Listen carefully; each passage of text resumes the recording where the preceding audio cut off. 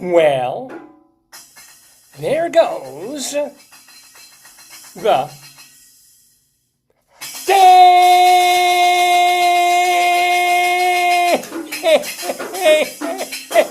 Daverhood. Good morning, everybody.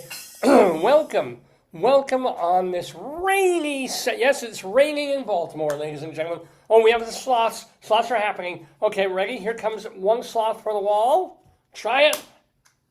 I think he's stuck. Oh, he's all the way up there. Okay. Yeah, this one might not. He went. Yeah. Don't forget, it's when it's moisture might be. Woo! Oh, right, looking good. 3 for 3. No, one take a. Ooh. You just knocked two on each other and they knocked the other one down. Oh dear. I'm gonna try for a little bit lower. Yeah. There we go. And he's visible. Do we get all these new sloths? They're sticking. I don't know why. Here we go. I think it's the humidity. They were out last night in the rain, David. Oh, he didn't go. These are some of the older ones. Okay, one sec. Oh! We're coming into a sticky brew here. Here we are. Oh, he's got a bad foot. Oh, hold on. Oh, okay, hold on. This got nothing at all. Let's try him. Yeah, no. Sad. Basically, I'm just abusing sloths right now. It's like they're not. Oh, good one. Last couple. Here we go. This is how we start. Do you want to try wearing a laser while you're doing it? It might help you. That could. It might actually help. What you want, green or blue? Blue. Okay. Whoa, what? That was just me closing the box. Oh, okay. Then you have the last sloth, but perhaps this laser might help you. It's the last sloth I'll ever throw for. Well, this is. Here we go. If you have no idea what the hell's going on, welcome to the club. No, this is Dave's Gone. He just moved. Dave's Gone By with me, Dave Lefkowitz, my darling and wonderful wife, helping me out with the sloths, with the music, with all the other stuff. And we do this every Saturday. Here we go. From 9-ish Try this. Wait, until noonish. Here's my Jewish space light. Oh my God! What? The way the light is doing this is creating literally a laser beam. Just stay. I want to check it. Hold on. Meanwhile, I've got palsy here. My finger is shaking. Just keep shaking. I want to try it. I got to see on Facebook. Oh, give me a second. Don't do it. Yeah, no, I'm not moving. This is like the coolest thing ever. This is like in science class in college when I had to take a physics course. And the guy brought in lasers. Look. Is it showing? Is it? Yeah. Yes, you see? I don't really. Yes, I see. Isn't that great? Here, look. Now I can't move. This is the coolest thing ever. Let's try another one. Hold on. Well, look how cool. Excuse me. Get some water here. Yes, I see. Isn't that great? Now I can't move. Science! Let's try another one. This is the neatest freaking thing ever. This is going to be the whole show. From 9 until noon, the whole 3 hours, is just going to be me doing this. And impressing the hell out of everyone. Just give me a second. Oh, and it's creating a laser dot on the wall, too. Hold on. My wife is putting on the green laser on my other finger. What happened to the red one? It's got to be in there somewhere. A red, a yellow, and a red, a white, and a...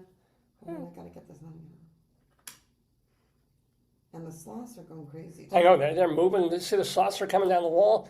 This is a full and complete and active episode of the Dave's Gone By show. So my wife is putting the non-Jewish, it's green, I guess it's an Irish space laser. So she's going to try and put that on there. Wait. Uh-oh. Okay. There we go. It must be this lighting today. Look, you got to check this out. Check. The green is even better. The red would be phenomenal. I don't know. It's got to be in there somewhere, but just a white laser. Let's see what happens if a prism. Oh, purple. Where's the red one? That would be. Is it in your? Oh, David, we gotta find. We gotta find the red one. This is now an urgent.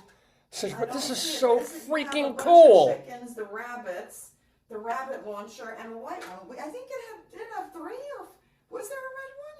I don't remember. I think there was. Wow, maybe that's why they say it's a laser toy. Yeah, because this has never happened. No, but it is a laser toy. Yeah. Oh wow. Wow. I should point this at airplanes. No, where's the red one? This is what brought down India Air, ladies and gentlemen. No, that was Pilot Air. Where's that? Well, anyway, my wife will be looking for more. This is, no, nothing beats it. This is the best part of the show. When we bought it, it said it was laser. You should probably tune out now because the show will not get better than this. She found it. Good. Okay. Oh, you have another finger? I'll put all of them on. Hold on. If you don't want to use a finger. Oh, no, here, give me. Okay. All right, Wait, the other wait, hand. Okay, hold on. Try one of these. Wait, first, the red one has to fix it. It's a little. Oh, it got a little messed up.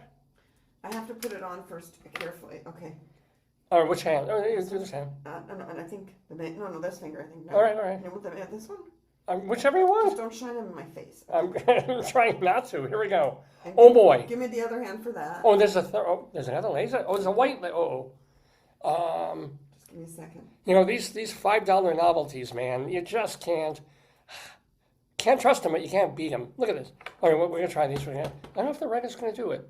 We'll see. You might have to lower one. All right, hold on. Okay, just give me 1 second. Okay. By the way, you're watching Dave's Gone By. It's our 991st episode of the program, and we're calling it BOTT MITZVAH. You'll get that joke in just a little bit. Here on this July 19th, 2025.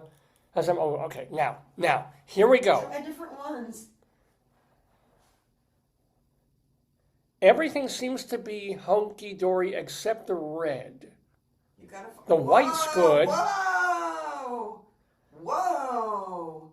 The red one, maybe the angle. Let me fix it. The blue's kind of tailing off. Maybe I gotta go like that. Near the light. Go near the light. Yeah. Whoa! Look at the blue. The red is not. Yeah, the red. I'm gonna turn off the others and see if I can get the red. I'll turn off the lights too. Hold on. Oh, maybe. Yeah, the red is not happening. Okay, now. Oh, here we go. Whoa! Wait, give it a minute. Whoa! You see it? It needed the light off, I think. I guess this is closer to the infrared spectrum. I have no idea what the hell I'm talking about. There it is, ladies and gentlemen. Try the other hand. I beg your pardon. Oh, well, yeah, these we know. Here's the green. Green is killer. Green rocks the house, ladies and gentlemen. Whoa! Yeah, this is like, burning my eyes! And then white is good. Look at that. I saw that when we had them before. I'm a proud boy now because I have white power. Look at the white one. It's crazy. Look. Yeah. I see on my yeah. But the red. Well, maybe because we had it separated, it didn't get the power. The red needs strong. Maybe it needs a better battery or. Follow that game show, Beat the Devil. Well, they'll tell us how to play it. Oh, tell the people. Oh, wow! Look how strong that is. That's crazy. It's a Korean show that is all about strategy, and we're too dumb for it. I know. We have no idea. Well, it's on Netflix, and it's this game show, kind of semi-Survivor-ish based, but also, all these. Can you turn those off and put the light? Yeah, I can boom. Oh, wait, do put on the. I guess I need them. It's a little grim without the main light on. Can we get that going? There we go. And it's called something Beat the Devil, or what did they? I think so. And they get about 12 contestants, and they're all grouped in this half castle, half prison sort of place. Yeah. And the thing is, they have various games to play where they're either the thief or corrupt policeman. I'm not kidding. Thieves, corrupt policemen, or investigators trying to suss out who's. Well, they have different games. Then they played poker, and then they played like a game like spatial, like a map game. So they all have different games, but they're playing in teams. Oh, so the thief game's over. Then they can go to prison or not. They can end up in the prison. Because there's a prison. It's rather nice, but a prison in this place where, because we've just been watching this other Survivor-type show of people who lived in, they were in a camp area, or they could be in the villa area, or they could, No, but that other one is like Forever Single. It's about people who don't date until later in life. That one? No, that was a whole different one. There was the other one of these people. Oh, they lived in an apartment building, and some people lived in the penthouse. Right, villa. Or they were eliminated, It was a social experiment on us, like about social class and stuff. Mm-hmm. Yeah. But this one, the funny thing about it is that all these Korean people playing this game, or these games, various games that they have to go through. And if I tell you, the show is ridiculous, but the reason to watch it for a laugh is when they start explaining the rules of these games that they have to play. Whether it's, what is this? Scared. Literally, I'm looking at the TV like this. Because you ever watch Jeopardy? It's like you answer the question, it has to be in the form of a question. And then you do this one. And you have to buzz in first. And if After 5 minutes of the rules, we're both like this. Like, name that tune. You name that tune in 2 or 3 or 4 or 5 notes if someone buzzes in first. That's the rule. The rules of American game shows are, we're going to turn a block in this cube thing that shows part of a picture that's a rebus. Okay? The picture will connect to some phrase. What's the phrase? If you get it, you win. That's it. That's the rules for an American... Yes. Well, This is how you get after 5 seconds. for TV shows in America. You watch them and they've lasted for decades. This show on Netflix with these Korean people is like, we're playing some version of Texas Hold'em. It's like something Hold'em. And they start giving you the rules. You can have, Show your puppet. you have 4 pair of this, but 3 pair beats this pair and this pair. I swear to you, the rules go on for 5 straight minutes of the guy explaining how the rules of the game. I would be so unbearably lost. I would not be like this. What's interesting is everybody speaks Korean, but the one guy is a Korean-American actor. He doesn't speak Korean. I don't know how he's getting... Are you sure? Korean, I'm sure, is his first language. No, he doesn't, so he's not good at it. So I think somebody translates for him, one of the other players. Yeah. But it's so hysterical. It's like, I'm literally watching this and laughing. It's like, okay, I think I get, oh my God. And it just goes on and on. It's embarrassing. Well, it's embarrassing for Americans because Koreans have no trouble. Yes. These contestants who are from all layers of Korean high society, they're like broadcasters and college students and not professors, but because they're mostly young. Oh, I know. But, major actors there. There's some well-known people apparently in Korea. And they're just watching this. Oh, I get it. Oh, okay. Oh, and this. It's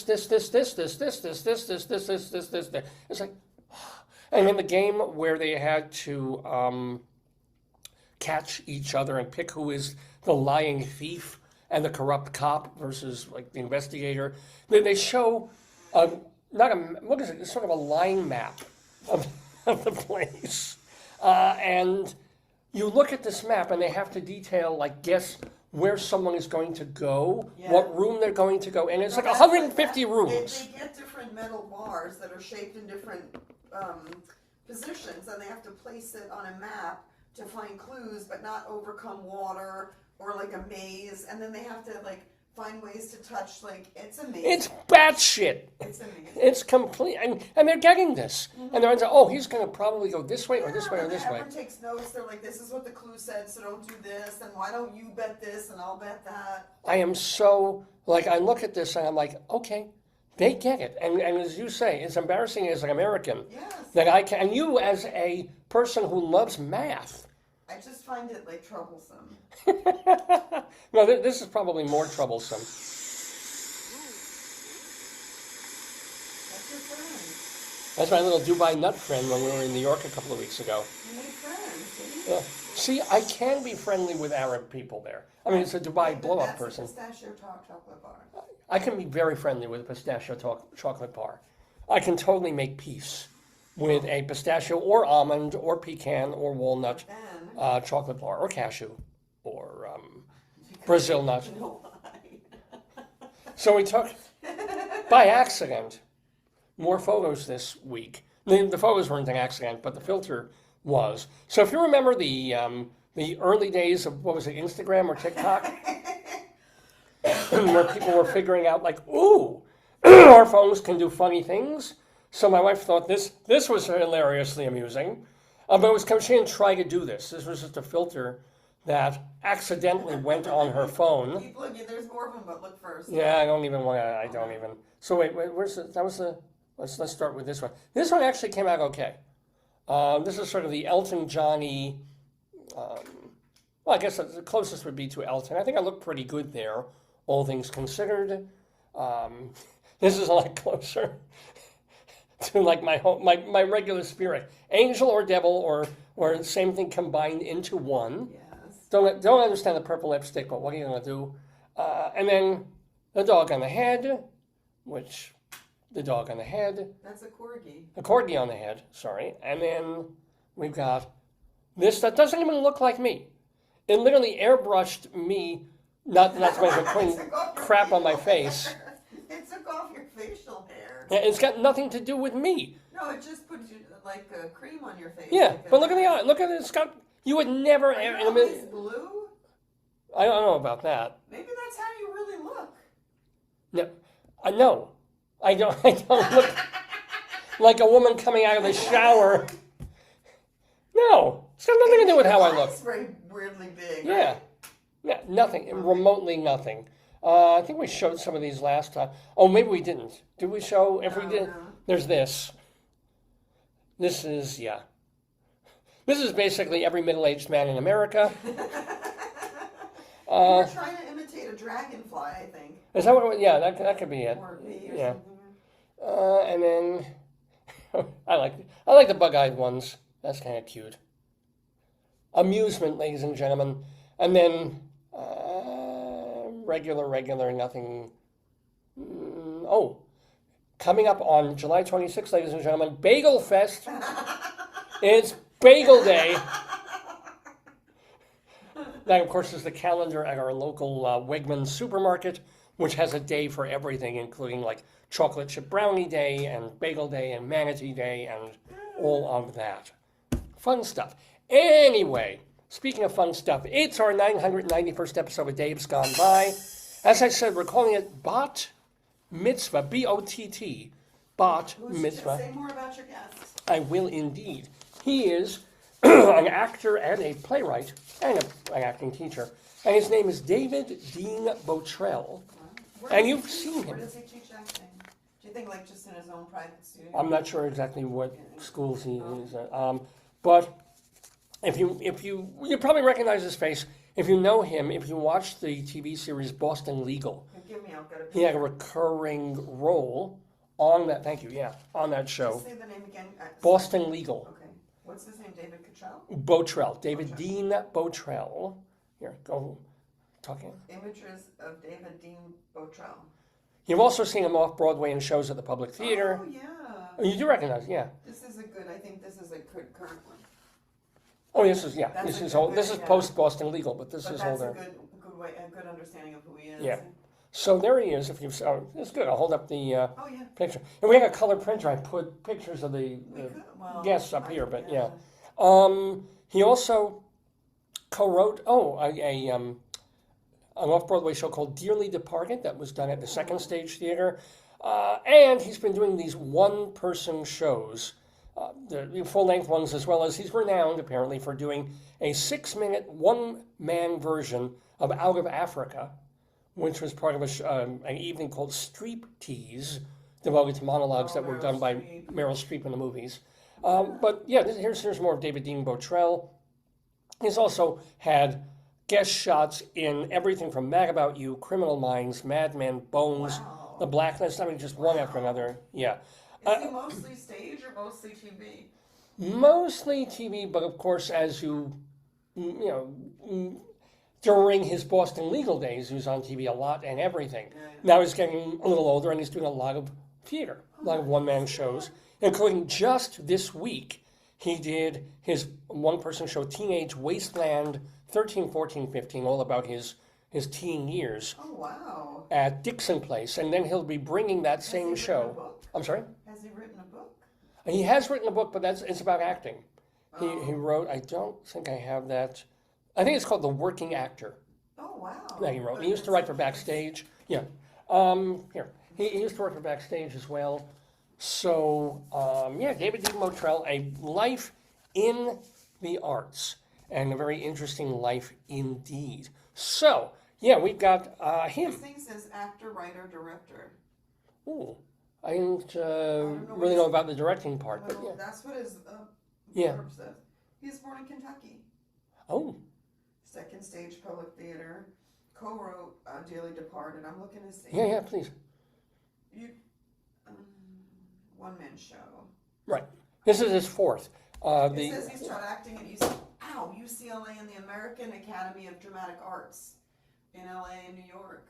Yeah. And he's one of the producers of Sci-Fest. This I did not know. First annual Los Angeles Science Fiction One-Act Festival. There you go. Wow. So, yeah, lots to talk about with David Dean Bottrell. I won't get the honors, unfortunately, because, of course, our main interviewer, Rabbi Sol Solomon, is going to be talking with him later in the broadcast. Rabbi Sol, of course, has been with us since our very first episode of Dave's Gone By. He either is doing interviews or he's doing rabbinical reflections or sometimes some skits and things. But this week, he's doing the interview with David Dean Bottrell here on Dave's Gone By. So stick around for that. That's our main event. Here's a picture of him.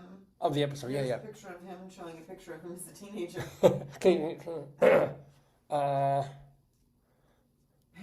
Yeah, because that's what his latest one-man show is about, of him, being gay in, what did you say, Kentucky? In the South.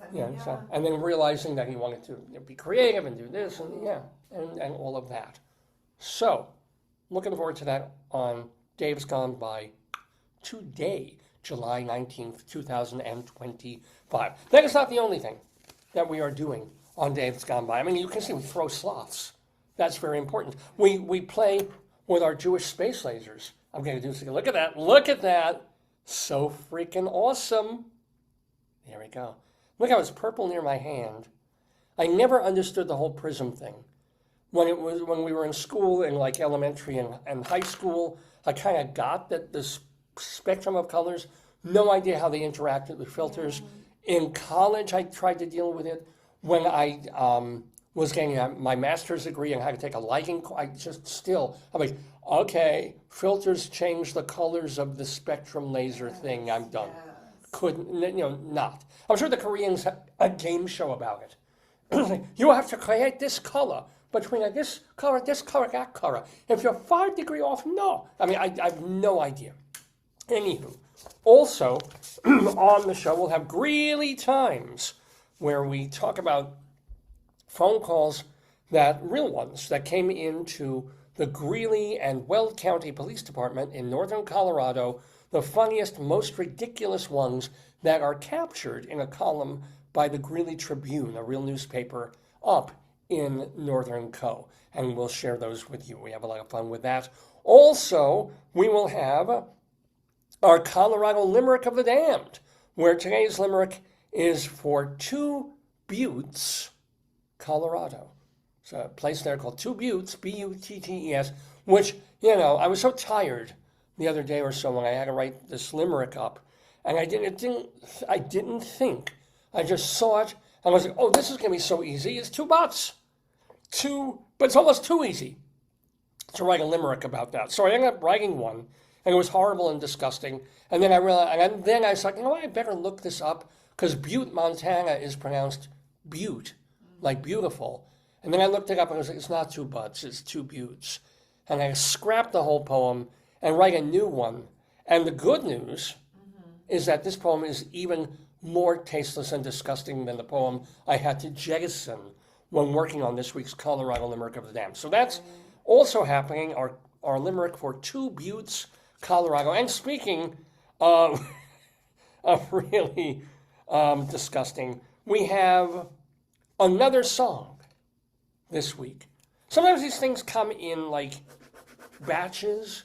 I won't do something for a long time, and then I'll do one, and then for a couple of weeks I'm like, ooh, there's a spate of activity, like Wretched Puns of Destiny I used to do, and those used to come like nothing, and they haven't come for a while. And then, I'll sort of go off something, and it'll be out of mind, and then one will pop, and then I'll have to do a couple.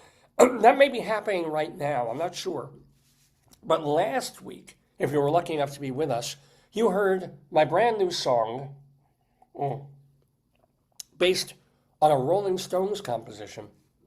I think I mentioned last week that for all, like the couple of hundred songs I've written over the years, many of them song parodies, I had written only one Rolling Stones song, because there are a bunch of Dylan parodies that I've done, and parodies of everybody from like Tom Paxton songs to a Taylor Swift number to Clancy Brothers. I mean, just like a lot of all over the map. Bowie songs, Bee Gees songs, just back when we had monoculture for the most part. And I wrote all these parodies. But as much as I loved the Rolling Stones and was listening to them before I was even listening to Bob Dylan, I'd written only one parody song, and that was recent. That was back in 2017. I went and checked. I wrote a song for the not very well-known Stones song, She's So Complicated, from their lesser-known Between the Buttons album. And I just like, complicated could kind of work in the rhyme scheme for constipated. And of course, I wrote the song Constipated. You can read the lyrics at davelefkowitz.org. But that was my only Stones parody until last week, when, I'm sure you remember, dear, we came up with the magnificent Thumb in My Bum. Oh, Lord. which I'm sorry, folks, which went to the classic Stones number, Under My Thumb. If you want to see and hear Thumb in My Bum, just look for the song on YouTube or look on davisgoneby.com, and you can hear it if you must, and read the lyrics too. But that opens something up, if you will, as a thumb in your bum would. And I'm like, maybe there's another Stones parody in me. And another one that is almost sort of, I mean, not kind of the same, but also weird, also sick, also tasteless in only the way that I could basically do. And it came to me, I don't know why, but I guess I was just listening to some Stones records. And I was like, aha, I can do a parody of that one also. And it's also made song parodies for me a lot easier because I'm not much of a musician. I could never pick up the guitar as many times as I've tried. I could not get past the first 4 or 5 easy chords. And piano, I can do chords, but I can never really differentiate left and right hand. I'm bad at that. So I can never be more than like a 2-hand, 1-chord piano guy. And I don't have a piano here where we live when we moved, or access to one. So if I want to do a song parody, I'm reliant on karaoke backing tracks from YouTube. But now we're in this era of so much technology that they can strip the vocals off the original tracks of songs, and I can just lay my voice in there, which I'm sure is breaking 12 million copyright laws, but also I'm doing parodies, so maybe I've got some wiggle room. I did last week. I wasn't blocked on Facebook or YouTube for one. I probably will in a year or two when APCO or whoever figures it out. But for now, they didn't block Thumb in My Bum. And I wouldn't really want to block Thumb in My Bum if I actually need one. But then let it be, even though the backing track was the original Stones track. Well, this week, I'm going to try my luck again with a new parody song. I'm calling it, the regular title is the Pervert's song, in parentheses, As Rears Go By. I think you know which Stone songs I will be goofing around with. So yes, ladies and gentlemen, another Stones number, the Pervert song, As Rears Go By. We'll be playing that in a while on this episode, this very episode of Dave's Gone By. So all that plus, we're going to finish up the book that we started last week in StoryTime. It's So You Want to Be President? And it's this kind of cool book, really nicely illustrated, of little-known or maybe well-known facts about the various presidents of the United States. And, some cool trivia, some fun stuff. It's a cute book, and we're reading it and goofing on it. Storytime is kind of a cool segment for me because I don't really have to do anything except read and make comments. I don't have to actually create content. So yay for Storytime, and we're going to do part 2 and finish up So You Want to Be President by Judith St. George and David Small. You're going to write on your thing. Well, that's the thing. You also suggested that we Where's the book? we bring back Dave's Big Dictionary. What book? We just Do you have do. a dictionary? I thought we do it through the Merriam-Webster.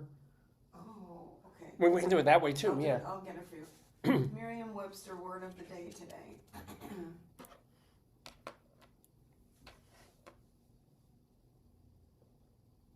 Uh-oh. The way you're looking at, oh! I know exactly what I'm going to talk about.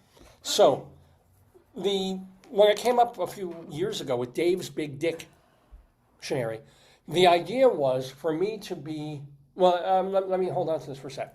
The idea was for me to be extemporaneous, because early in the years of this program, I scripted a lot. No, you're going to write it on the light. Oh, yeah, I'll write it here too. Okay.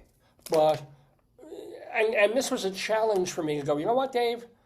You know, you're a reasonably interesting conversationalist and you throw in a lot of jokes. What about if we force you to talk about a word, whatever the word brings to mind, whatever free association in your head comes to you when you see this word, go, right, for 5 minutes or whatever. Whatever story or anecdote, or if this word makes you think of another word and then you talk about that, whatever it is, you know, boom, you're live on the show, a live program, talk. So, we used to have a hard copy dictionary, did it various ways, but now Merriam-Webster, to promote dictionaries that nobody's actually buying anymore, they do every day a new word of the day. And today's word is, here's how I'm gonna do it, because we just bought this cool gadget. It's called, gonna write it down for you.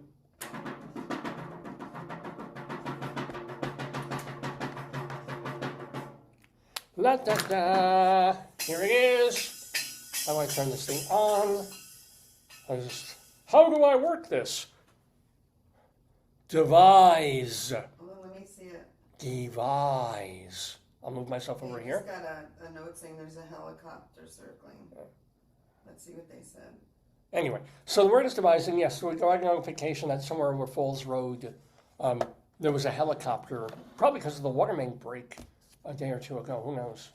But anyway, the word, and I'm going to tell you a little bit about it, thanks to Merriam-Webster Dictionary. Let me type in the code. To invent or plan something difficult or complicated. So that'll be my thing to talk about when I do Dave's Big Dictionary a bit later in the program. So yeah, we got a lot to do, a fun show planned for you between Rabbi Sol and David Dean Bottrell, our Dave's Big Dictionary Word of the Day devise, our book about the presidents, Greeley Times, and of course, the Pervert song. Oh, where else are you going to get this kind of entertainment but Dave's Gone By, right here on the Facebook page. It's 9:30ish in the morning Eastern time here in the Daverhood. So let's see, before we start doing what we're doing, stuff to talk about. And, not a particularly busy or active week. I assume you don't want to talk about, we can talk about then, let's turn this off for now. The yard sale you went to, all the stuff you got. That was way cool. Now, old Dave loves yard sales. It's not like I go and I'm not one of these shabby chic people who's trying to pick a bunch of things to decorate an apartment with. I'm not there for that. And it's not like I can, dining room table, I don't have a truck to haul something like that over. I'm just there because I'm curious, I'm nosy, I'm curious about people, what they own and what they're giving away or selling. And I like to pick up a bargain. I'm Jewish, right? So I'm looking, I'm like, this is cute, this is a tchotchke, this is a book I want to read. Back in the day, I would look for albums and CDs. But now it's just sort of like, maybe something funny, maybe something interesting, maybe a little tiny piece of bric-a-brac or furniture that might be helpful. But mostly it's a way to get out of the house and to see another street, somebody else's house, somebody else's lawn, somebody else's stuff, right? And that's for me is the real fun of yard sales. So I'll go to them, and most of the time there's nothing, or I'll pay $1 for something. I'm like, I talk to these people. I wasted 5 minutes of their time. I give them $1 and buy something. I'm sorry, what? Like the squirrel. Well, no, you tell them about the squirrel. This was you. Oh, you're hungry? Okay. This is absolutely true. We were at some big. It was an estate sale of this old house, and older people in it. And there was nothing there. I mean, everything, it was one of those houses, and you see these a lot. If you go into, not yard sales or garage sales, but actual estates, and you go into people's houses. And what's happening is people are dying or they're moving into assisted living and the children are selling the thing. And the houses haven't really been updated or cleaned in like 40 years. They were great 40 years ago. The bones of the house are great, but you can see the basements are like, and the carpet is, and they're not filthy, they're not crawling with lice or anything. It's just, you go in and you're like, okay, if they need to sell this thing, they gotta get, they gotta do some work on this place. So you're moving through these places and you're trying not to get too dusty. And I find that they're selling this Steiff squirrel. And it's a stuffed fake, not an actual stuffed real taxidermical squirrel, but a fake one with fake fur and made to look real, the way Steiff did, from like 1970 something, 1960 something. And it's in really mangy condition. It really looks like a dead squirrel in the road, and part of it had been torn to pieces by a fox. That's what this thing looked like. And it has eyes, but they're yellow, and one is sort of hanging halfway down the face, and it's missing fur on this side. And I'm like, and I'm wandering the house. My wife doesn't want to go in because she has allergies, and it was also much closer to COVID, and so she's hanging outside, just sitting on a chair, talking with the owners of the house, and I'm in there looking for stuff, and I come out with this squirrel, and I don't even want to touch the thing, but it's so awful and disgusting that I'm like, hon, we need this. Do we want this? Fully expecting her to give me a look. I was like, put that thing down. You not even only need a COVID shot now. You need a rabies shot touching that thing. Get rid of it now. Instead, she says, oh, I love it. We should get that. And now my heart sinks because the guy says $5, which I wouldn't give him $1 for this thing. And now I'm like, really? $5, huh? And now I have to go into my wallet because you're making like you like this thing. I pull $5 and now I've got this horrible mangy fake squirrel thing, and we're talking about it with a guy too. I was like, oh, this is interesting, and he's like, yeah, it's not in the best condition, but it's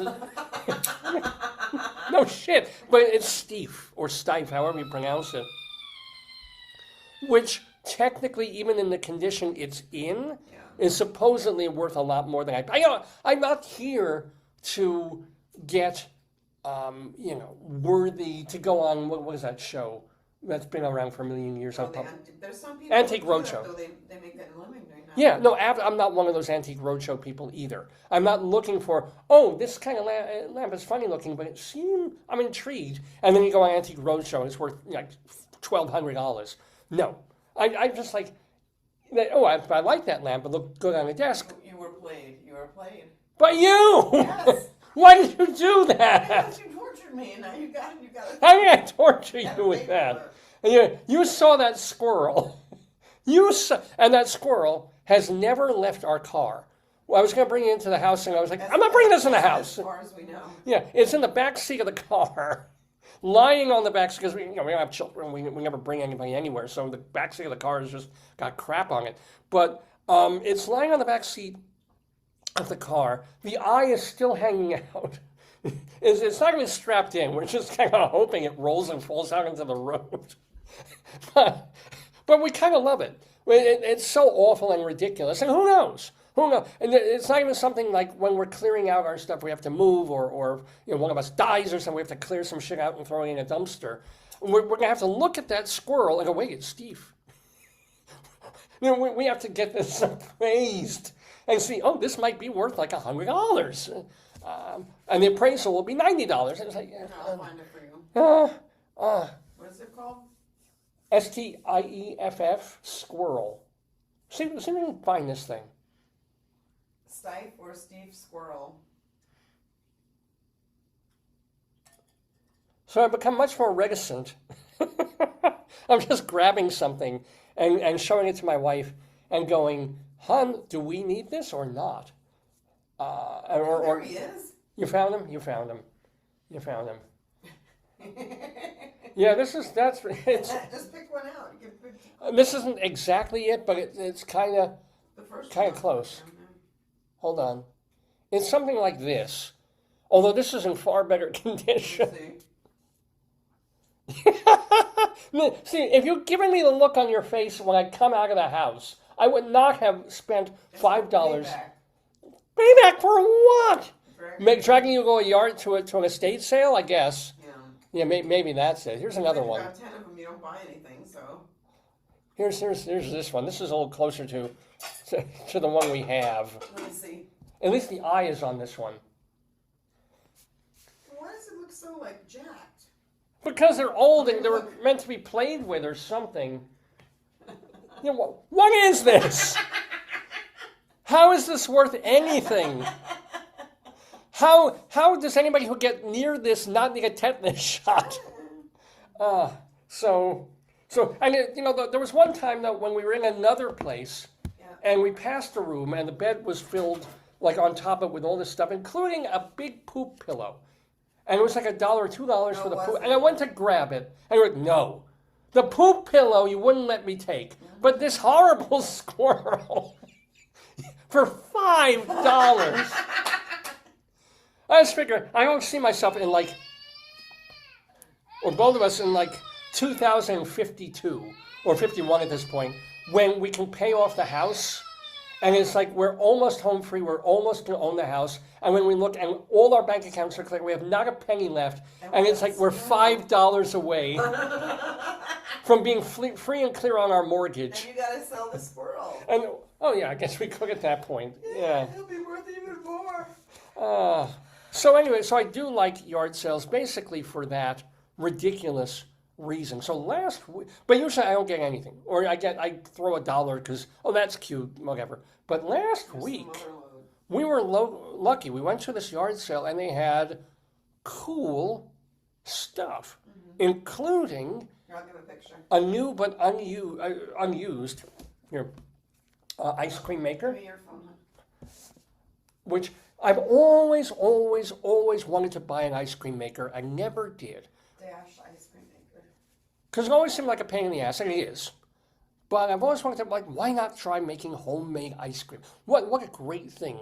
Just for the sheer fun of it, and then you get to eat it, right? And finally, we go to this place, and they have this tiny little DoorDash, whatever they call it, Dash ice cream maker. The kind they sell at Kohl's, I think. It's small, but here's the picture. Thank you for getting these pictures up. This is really helpful. There you go. Our ice cream did not look like that, but we tried it. Oh, that's fake. But yeah, and we actually bought it. It was this was $5 well spent, even if we use it once, because we bought it for $5. I'll find What else? We bought that and made ice cream very simply. We used maple syrup instead of sugar. Poached egg holders. And I used 2% milk instead of whole milk. So it didn't come out as thick as it probably should have. And we didn't really freeze the workings of it. Right? On Amazon. Yeah, we didn't freeze the things beforehand. So it didn't come out quite the way we wanted, but it was still tasty because it's milk, it's sugar, it's maple syrup. How bad could it be? It's delicious. Milk, sugar, and we didn't use sugar. We used maple syrup. Right. But you can use a bunch of recipes. You just have to look. Yeah. So we're gonna try. We'll probably try it again. Yeah. And so absolutely worthwhile. And boom. And the lovely thing is, I was looking at ScanSecond because I don't want to buy somebody's used ice cream maker. I've seen them before at garage sales. It's like, well, they use this a few times, and who knows? It's been in a kitchen, and maybe they made squid ice cream with artichoke, and No, but it was new, completely new. And I've always wanted to try urine ice cream. She said she bought several. Yeah, she bought 2. I think she went and got 2, and one they're keeping, and one they never used. Buy one, get one. Yeah, so great. So we thanked them for that. We also got this, which I couldn't resist. This was $1, and it's egg cups, but in the shape of sumo wrestler underwear.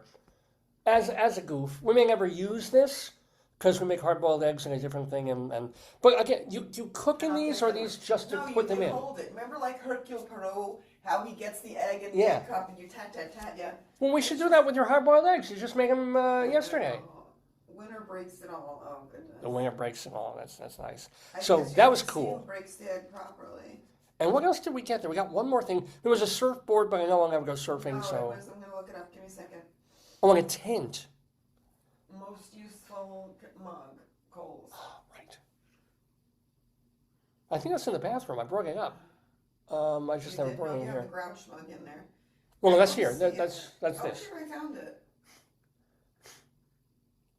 But yeah, they have a very cool mug with tons of information on it, and that was like $1 too. So this is kind of cool.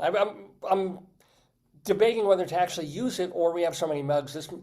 This may be on your Christmas list if you know us.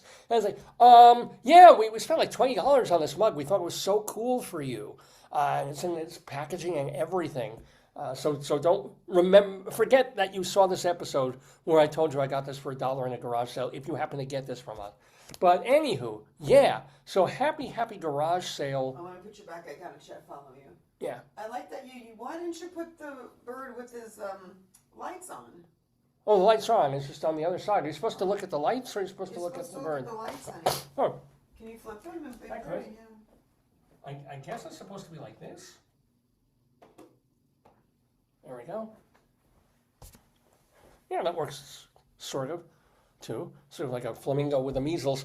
Anywho, it's 9:45 Eastern Time in the Daverhood. You're watching Dave's Gone By with me, Dave Lefkowitz, my wonderful wife, all of you watching at home on this Saturday, July 19th, 2025. Remember, now to find out about the history of this program, go to davesgoneby.com, and that history includes all our archives. By the way, did you catch that little burp I did? From our very first episode all the way to last week, almost every single show we've done has been saved and salvaged. We're very proud of that. The first 15 years or so were audio only. We're a radio show. What time will the guest be on? It's pre-taped, so whenever we. What time do you want it? So I can... Well, I figure we'll do Greeley times. It'll probably go on about 9:15. Somebody asking? I'm gonna put it up because I just saw it.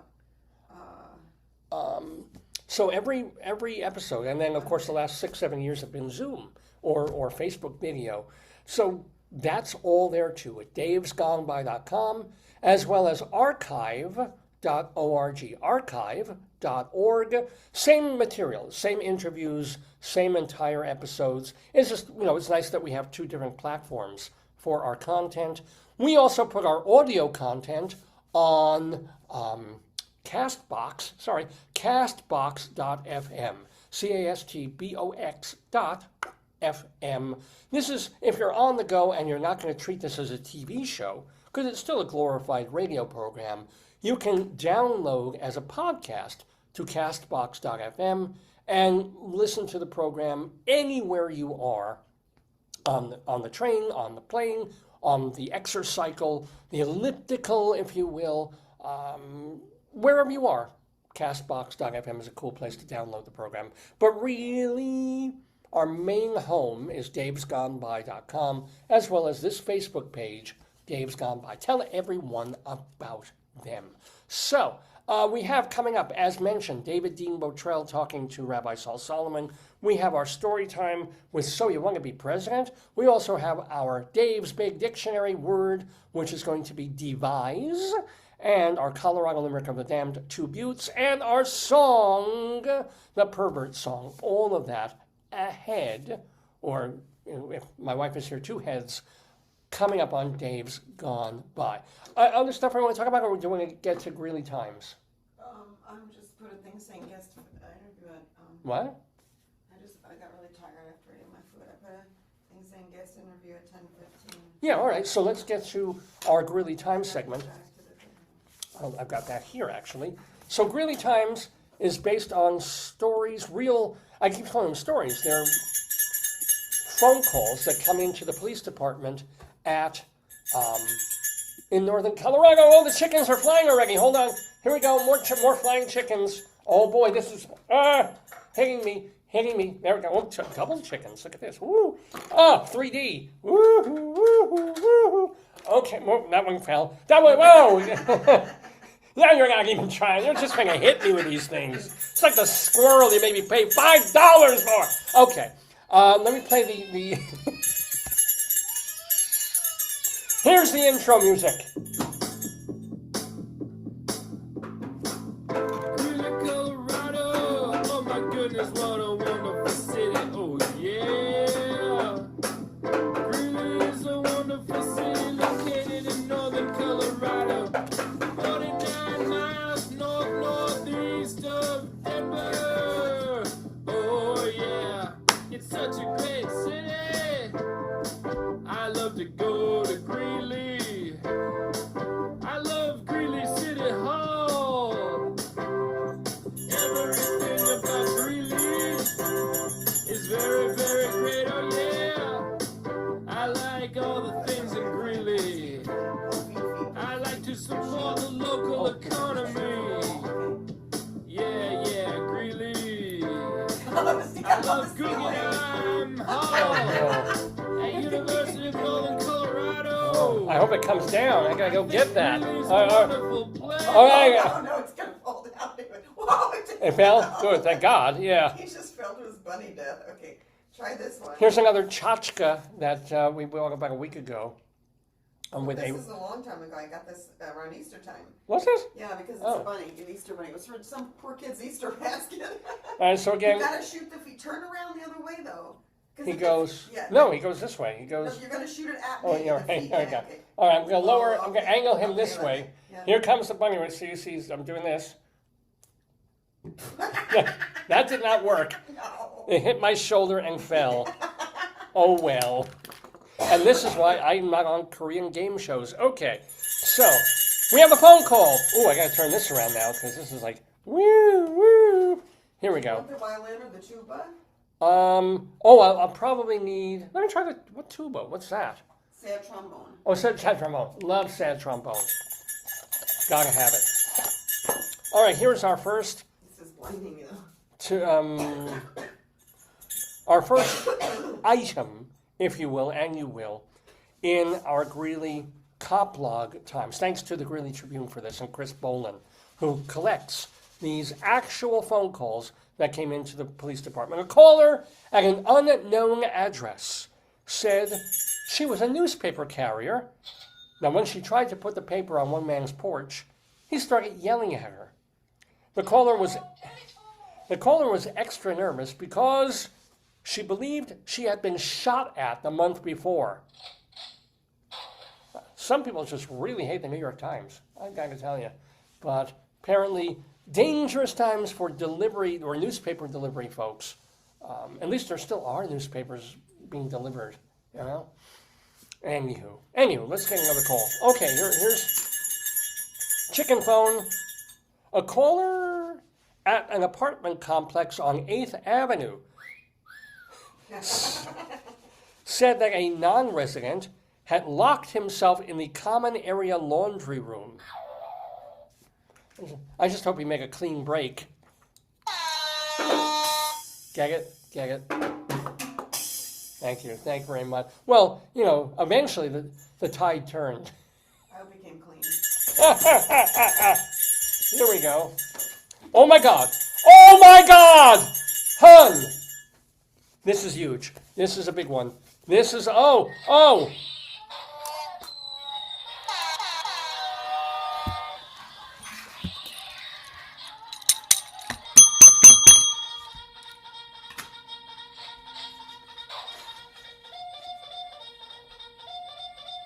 Wow. We have an alert. And it is the greatest of all alerts. 8th and 8th? It's an 8th and 8th. Whoa, wait. 8th and 8th alerts It's the Nexus, yeah? are, yes, it is. It's infinity times infinity, yeah? Yes. Yeah.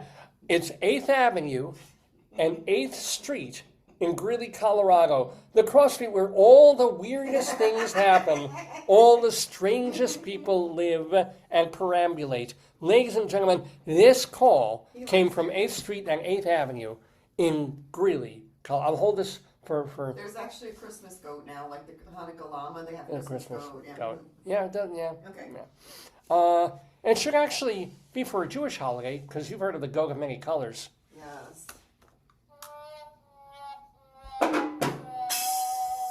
Okay. A caller on 8th and 8th reported 2 suspicious men outside her gate. It's really my wife is pulling on a.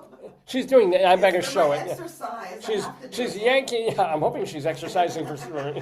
I'm like, hon, if you do this, but not too hard, and maybe some lube. Yeah. That's my. Give me my Very cute, exercise though. pig. All right, here's her exercise Very pig. cute. Okay. A caller on 8th and 8th reported 2 suspicious men outside her gate, and she was afraid that they would jump it. She said they are, quote, looking at the gate almost like they are thinking of jumping it. That's a quote from her. She's psychic? I guess she is. Again, proving once more as if we had no clue that Bob Dylan was a prophet. You know, well, now your railroad gate, I could almost jump it. And they almost did. And she almost saw them thinking of almost doing She it. should have almost called the police. That's right. Oh, my God. All right. I need you to oh, yes. Angry phone. Oh, no. A caller. Yeah.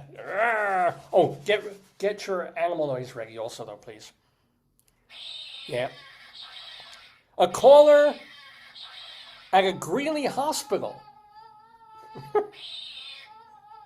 said that a man was in room 4 after getting bitten by his cat. The cat, aptly named Smug, was quarantined at the man's house. Smug. I said I put the word aptly in there. The guy's in the hospital and the cat's at home. Does that seem No, fair? not at all. Not at all.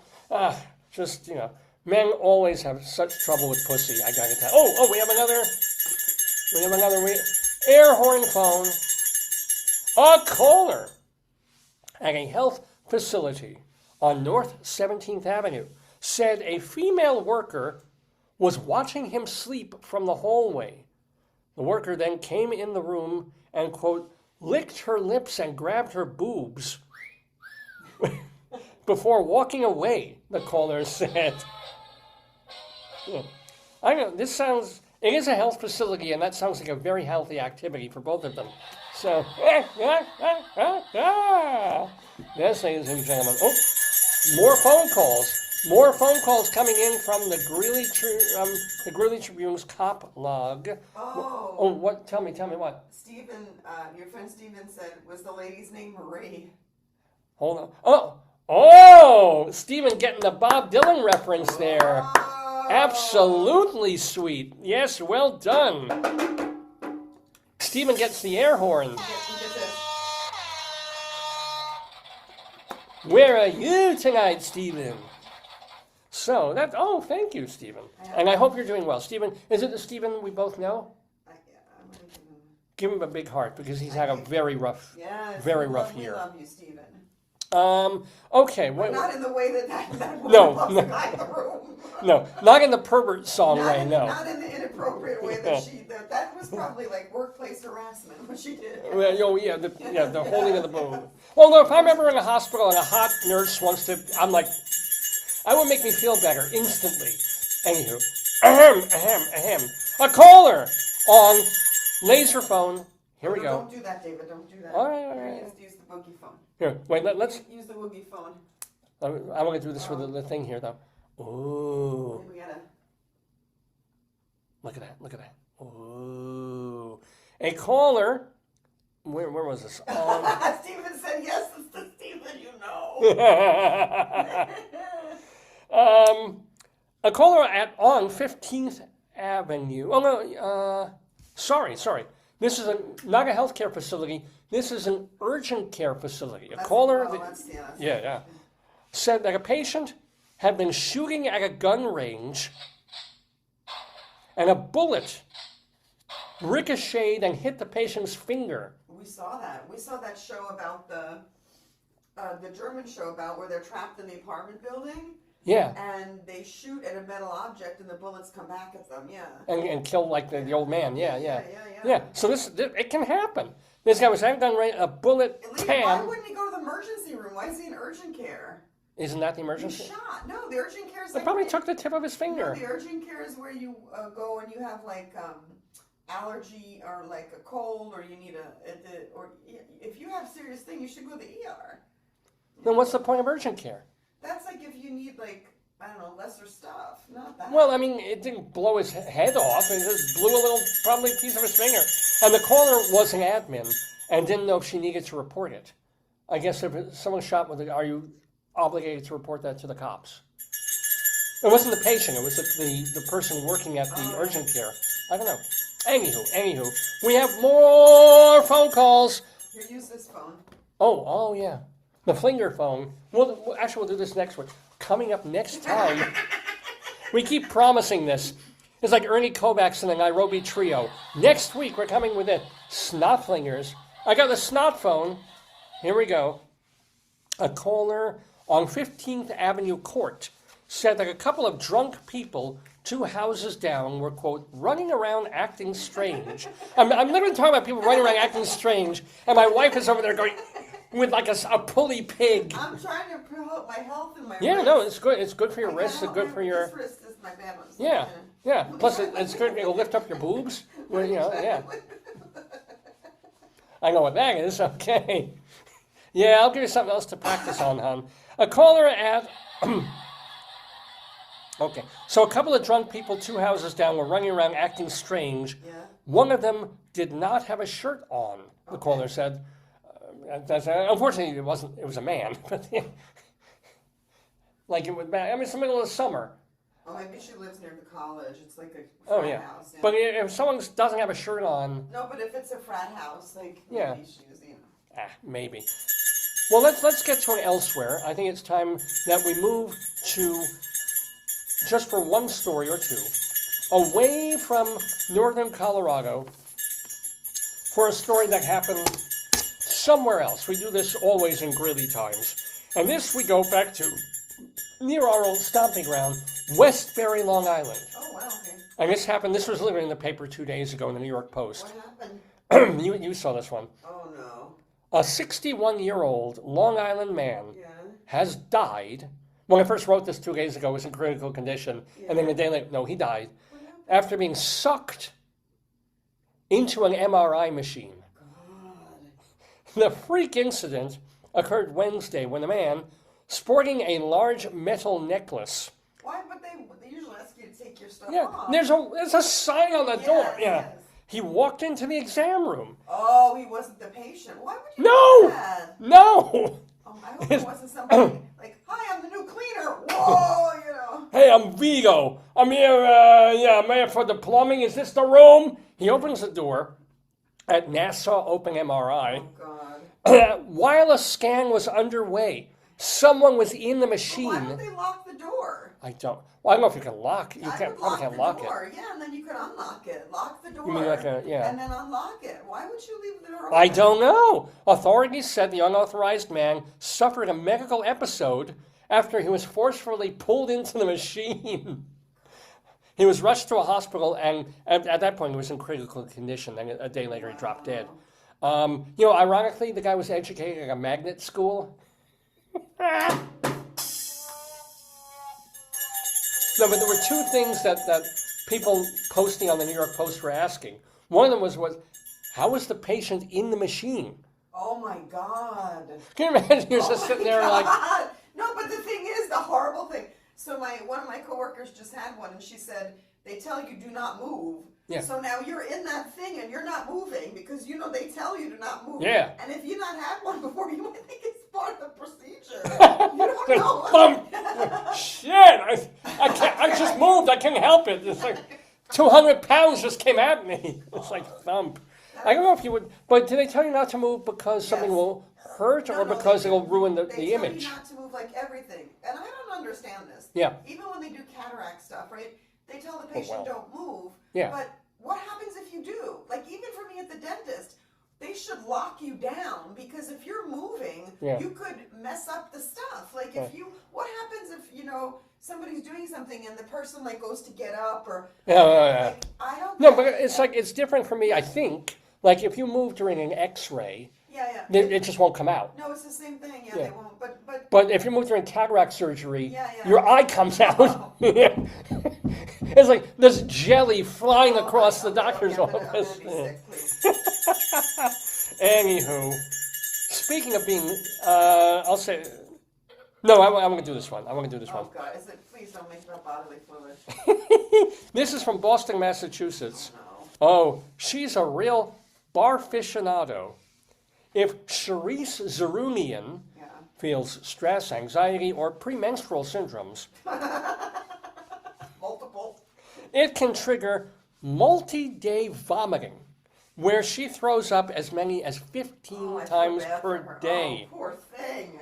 Her symptoms do subside, but then she returns to retching the following week for days at a time. When exhaustion and nausea from these episodes cause her to lose weight and work opportunities, doctors mistakenly diagnosed her with migraine. That's what. Yeah. But no, Zarunian, age 29, told the Today Show, or Today.com, she thought all this puking triggered her anxiety and suicidal ideation. It's horrible. If you're throwing up 50 times, come on. But it turns out it was really the other way around. What? Those thoughts were causing her to vomit. Oh, but you can psych yourself out. I think like sometimes you can't stop yourself, and sometimes you can. Yeah. But poor thing. Well, yeah. After many tests and trips What to did the they do? yeah, trips to the They ER, didn't do an MRI. she was finally diagnosed with CVS as opposed to Duane Reade. See, especially in a drugstore? Cyclic vomiting syndrome. Oh, God. I can't wait to see the TV commercials for the. Have you been diagnosed with cyclic vomiting syndrome?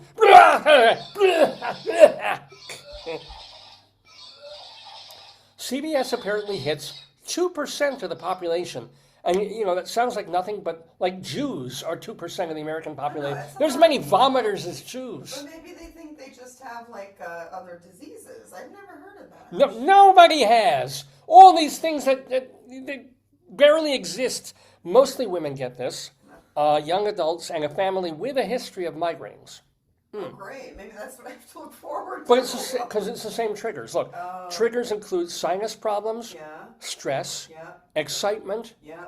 alcohol, Well, no. caffeine, Yes. chocolate, No. cheese, Yes. menstruation. No. I know I've had that one. Motion sickness, Yes. overexertion, and overeating. So all of those can trigger CVS vomiting, clinical vomiting syndrome. Zarunian said she had minor digestive issues in childhood, but her symptoms really ramped up in 2021. Worse, she found it embarrassing because people didn't understand that it was a disorder. Yeah, of course. What did they think it was? No, because nobody would want that. They probably thought she was bulimic. Or she was probably doing, yeah. I would think but that's like serious stuff. So here's how they're trying to treat the thing. They give her, what do you call that thing? Well, Medicine to settle your tummy. symptom management, lifestyle changes, and anti-nausea and antipsychotic. Well, because if it's mentally triggered, I guess they have to rewire the circuitry. Even though Zarunian still has vomiting episodes every week. God, that poor woman. Oh, and you can see her vomiting episodes on Netflix, 1 through 3. Though they're milder and briefer. Still, at her worst, she can barely get down gummies and vitamin water, and she stays home for fear of projecting in public. Plus side, this is true, Yeah. she has written and directed a semi-autobiographical dark comedy film Wow. called Nothing Solid. Oh, God. Oh, my God. It's due out in August, and you know how it's Good for billed. her. They're billing it. What genre does it fall into? Fear? Vom-com. Oh, I hope she makes money. Me too. I mean, Too. that's horrible. I mean, she needs to make some money off of that. Yeah, because she had, I'm sure, max out her credit cards to make the film, and now all the people are calling, all right, cough it up. She said, I did. But there might be people like on some of those websites who like that. There might be. Oh, people- like fetish people. Yeah, I mean, Wow, puke porn. Oh, Oh yeah. Oh baby. Oh baby. God. oh. Oh, yeah. Let's get back to regular things from Greeley Times. I gotta get to the next one. I gotta get the goat phone. Here we go. A caller at a restaurant on 35th Avenue said a drunk man brought in his own six-pack of Bud Light and refusing to leave. I don't think you can bring in your own No, alcohol. that's the point. No, you can't. You can't go to a bar with your own booze. Well, at least he wasn't a transvestite, so they're making progress. Or what was the guy? He was transgender. The Bud Light guy. Oh. Girl. Thing. Could be, yeah. It. Yeah. Oh, we have another one. Here comes the poo phone. A caller at an apartment complex on 25th Street said she needed an officer because of her neighbor. The caller kept yelling at her neighbor while on the phone. Eventually, she disconnected before telling the call taker what happened. But couldn't they make out from what she was yelling? Like, Probably, you can possibly. understand when people are yelling, like turn that TV down, or If they were being specific. yeah, I mean, Yeah. what are they yelling? Yeah, again, they give so little information. It's I think tantalizing. they're just making these up. Yeah. Well, it could be. All right, we got one more. What phone should I use? What, like, emergency for our last Greeley time today, our last. Oh, the pig phone. Yeah, he's very cute. He's Wow. very cute. Okay. I guess this makes me a ham operator. Pig phone, okay. A caller at a grocery store on 10th there you Street. go. Yeah, on 10th Street said 2 shoplifters went inside the store and a man was waiting for them in the handicap spot Oh. outside in a gray sedan with expired plates. And they cut all the tags off their mattresses at home. So these are really Wow, they're But on the edge. what I want to know is, okay, people do weird things. She knows he's in a handicap spot and probably not handicapped. How would she know his license plate is? Unless you physically went up to a license She plate. probably took a picture and then looked at the picture and saw the tag was not. You are see. This is why you would be okay on a Korean show, and it would not occur to me. I'd be like, how do you see a plate from where you are? But took a picture and then went, yeah, okay. I still need to do this. This is going back a couple of years. I still don't do this. What? A woman, when I was shopping, and this is back on Long Island, in the supermarket, Yeah. and I'm staring, like my eyes are already going, and I'm trying to look at the tiny little ingredients on a box of something, Yes. and she says, "Oh, you know what I do? I hold my phone, I take a picture, and then I make the picture big. I can read it on the phone." And I'm like, "That's a very cool idea. Thank you. I never do it, and I still go into supermarkets, and I still go into Walgreens, and I'm like, okay, this yogurt has this yogurt has this. I was like, and then I hand it to you because you got glasses on. I'm like, well, all I gotta do is like go and do that. I don't. But what I do is sometimes make doo-doo, but I also do Dave's Gone By, where you have been enjoying, I hope, the Greeley Times segment on this Saturday morning. Mr. Horace Greeley was no fool. Ho, ho, ho, ho. I'm sure that you'll agree with me that Greeley was no fool. What he is getting at is that Mr. Greeley was no fool. Yippee-yi! Yippee-yi, yippee-yi, yippee-yi, yi-yi, yippee-yi, yippee-yi, yippee-yi.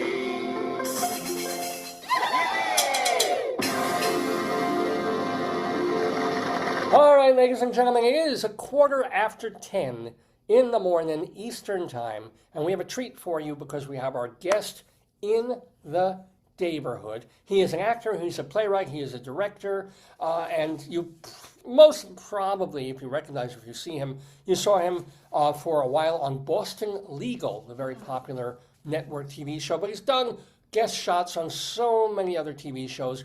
More recently, I mean, he's still doing TV, but he's also doing a lot of theater and bringing his one-man shows all across the country, including to New York. In fact, just this week, he was at Dixon Place doing his latest show, all about his teen years, the ups and the downs and the tragedies and the terrors of being a teenager in a rural town with a religious family and all that. So it's, forgive me here, the name of the show is called Teenage Wasteland 13, 14, 15. If you missed it at Dixon Place, I'm sure it's going to come back to New York. But in August, early August, is going to be doing 2 nights in Cape Cod at 2 different places. One, I think, in Wellfleet, and he'll tell. So we've got David Dean Bottrell talking to the one, the only, the Jewish Rabbi Sol Solomon. Both of them are guests, of course, in the Daverhood. Let me take that down. I should get rid of all these. I don't need that at the moment. Gotta bring that down. Gotta bring that down. Gotta bring that down. Gotta bring all these things down to get to. Oh, gotta pull this down too. Let's make everything difficult. All right. Here's David Dean Bottrell and Rabbi Sol Solomon on Dave's Gone By. Oh, shalom, my friends. Shalom, my enemies. This is your old pal, Rabbi Sol Solomon, the founder and spiritual leader of Temple Sons of Bitches in Great Neck, New York. And what a joy to have a goy in the Daverhood with us today, because, oh my goodness, this man, you know this face. You've seen him on Boston Legal, as well as so many other television shows. Those include Mad About You, Criminal Minds with that lunatic Mandy Patinkin, Mad Men Bones. He was in The Blacklist for a while, and you might want to know that the person we had on last week, Ned Van Zandt, was also on that program. I don't know if you know him. It looks like you do. And of course, since he's a New York actor, he has done Law and Order. But both of them, he did regular Law and Order and SVU. So he deserves a cake of some kind. We're talking to David Dean Bottrell, and one of the reasons we're talking to him is that he just got done doing his one-man show that he will still be bringing to other places in August. So first of all, shalom, David, welcome. Thank you so much, Rabbi. It's a pleasure to be here. Thank you very, very much. So how non-Jewish are you? Your dad was like a minister or something, right? Yeah, wow, you've done your homework. Yes, Just a little, he was. Yeah. He was a minister. He was a minister in the Church of Christ for a while. As opposed to who? The Church of Sherman Hemsley? I mean, of course, the Church of... Exactly. Yeah. Exactly. And so he was in that for a while, and then he left that because it was very hard to raise a family on the money that church paid him. And so he went on to some other professions, but we were always, in a very much living in a minister's home. That's for sure when I was growing up. And did you ever believe, or were you always making believe you believed? Because he's your dad, because, the inculcation and all that. We started going actually to my mother's church after we left, which was very different than my father's church, because her church that she had been raised in was Pentecostal. And so there was like speaking in tongues, and it was very dramatic, and it was very different than what we had had before. And I spent most of my life in that church, and I appreciated the people. I didn't quite believe what they believed, but I appreciated their struggles and their lives. And I know why some of them were there, but it was not ultimately for me. No, but I gotta wonder, this is fascinating to me. Like when you were in a Sunday service or something, and one of the parishioners starts going, I mean, yeah. Were they coached? Were they faking? Or were they losing their minds? Or did they have a religious experience? What could you tell from being there? I believe that they believed what was happening. That's what I thought. I thought that they believed it. So I guess in that sense, it was a religious experience. And it was, because I grew up with it, there was nothing weird about it to me.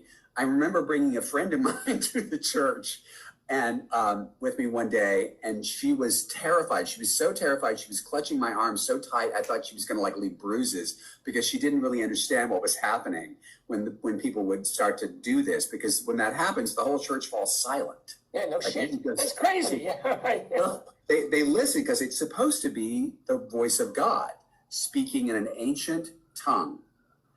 Oh, I was always wondering why. I thought it was just it's supposed to be Hashem. Oh, it's supposed to be some ancient lost language, yeah. But it's God speaking to us. And then we when that happens, we fall silent, and then we wait. And sometimes there's a lot of praise, like praising God, thanking God, like vocally saying, thank you for, coming into our midst and all that. And then someone will get the gift of it. I can't believe I'm talking about this. We'll get the gift of interpretation. and then they will translate that into English. Of course. Tell us what God said. And what I did notice was that only a few people in any congregation we were in had the gift of tongues. Like very few people actually had that. Yeah. And a slightly larger group had the gift of interpretation, but there were a lot of us that had neither. Sure. So, and isn't it funny, the ones who had the gift of interpretation? Oh, she's saying, please give 5% of your income to my swimming pool fund. This is what, it's God. It's God. It's talking to her. This is what she's asking for.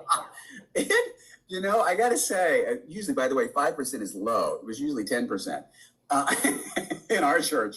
But it was like I said, you got, at a certain point, you thought, oh, so this, only a few people know how to do this, but the rest of us sort of just were kind of the audience for it. And by the way, when we got the interpretation, there was also great, very emotional praising, thanking God for this message that we had now understood since it had been interpreted in English for us.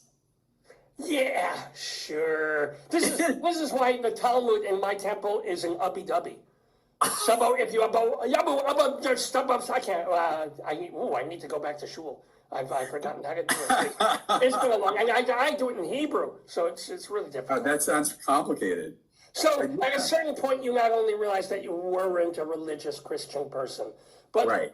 But you seemed to like girls back in the day. When did you realize that you were not a girl person? You know, I always liked girls as friends, but and I tried really hard to not be who I ultimately am. But I tried really hard, and some of that was religious, and some of it was the small towns that I grew up in, and there was not much support and not much understanding of people who weren't heterosexual, and so there were a lot of really good reasons to try to be heterosexual, to really give it the old college try. There you go. So that's what I did, and I gave it the college try right through college, or I should say through my freshman year of college. I was really trying hard. And then I just kind of stopped trying. You smelled your first vagina, and you're like, whoa, there's got to be something else out there. Something better than this. I don't know. I just kind of gave up, and an opportunity, arrived, and I just took it, and then I realized immediately, I thought, oh, wow, I've been trying so hard, and this is, in fact, so easy, because it's what's supposed to be. Like, it's what it's supposed to be. The thing that I was surprised by is, I think I read somewhere that one of the reasons you got into the theater is that you went to an audition because you were hot for a girl. I was like, well, that doesn't make any sense. So True. They weren't really hot for her, you just felt that you should be hot for her, and then you auditioned. There was something like that. I can tell you that I was in love with her. Do you know what I mean? I was in love with her. I would not have had, if she had opened up to some kind of sexual experience, I would have had no idea what to do. She never did. She was way out of my league, but in everybody's league, basically. She was amazing. Yeah. But it was sort of like, I always describe it that I loved her the way that Montgomery Clift loved Elizabeth Taylor. Like, I loved her.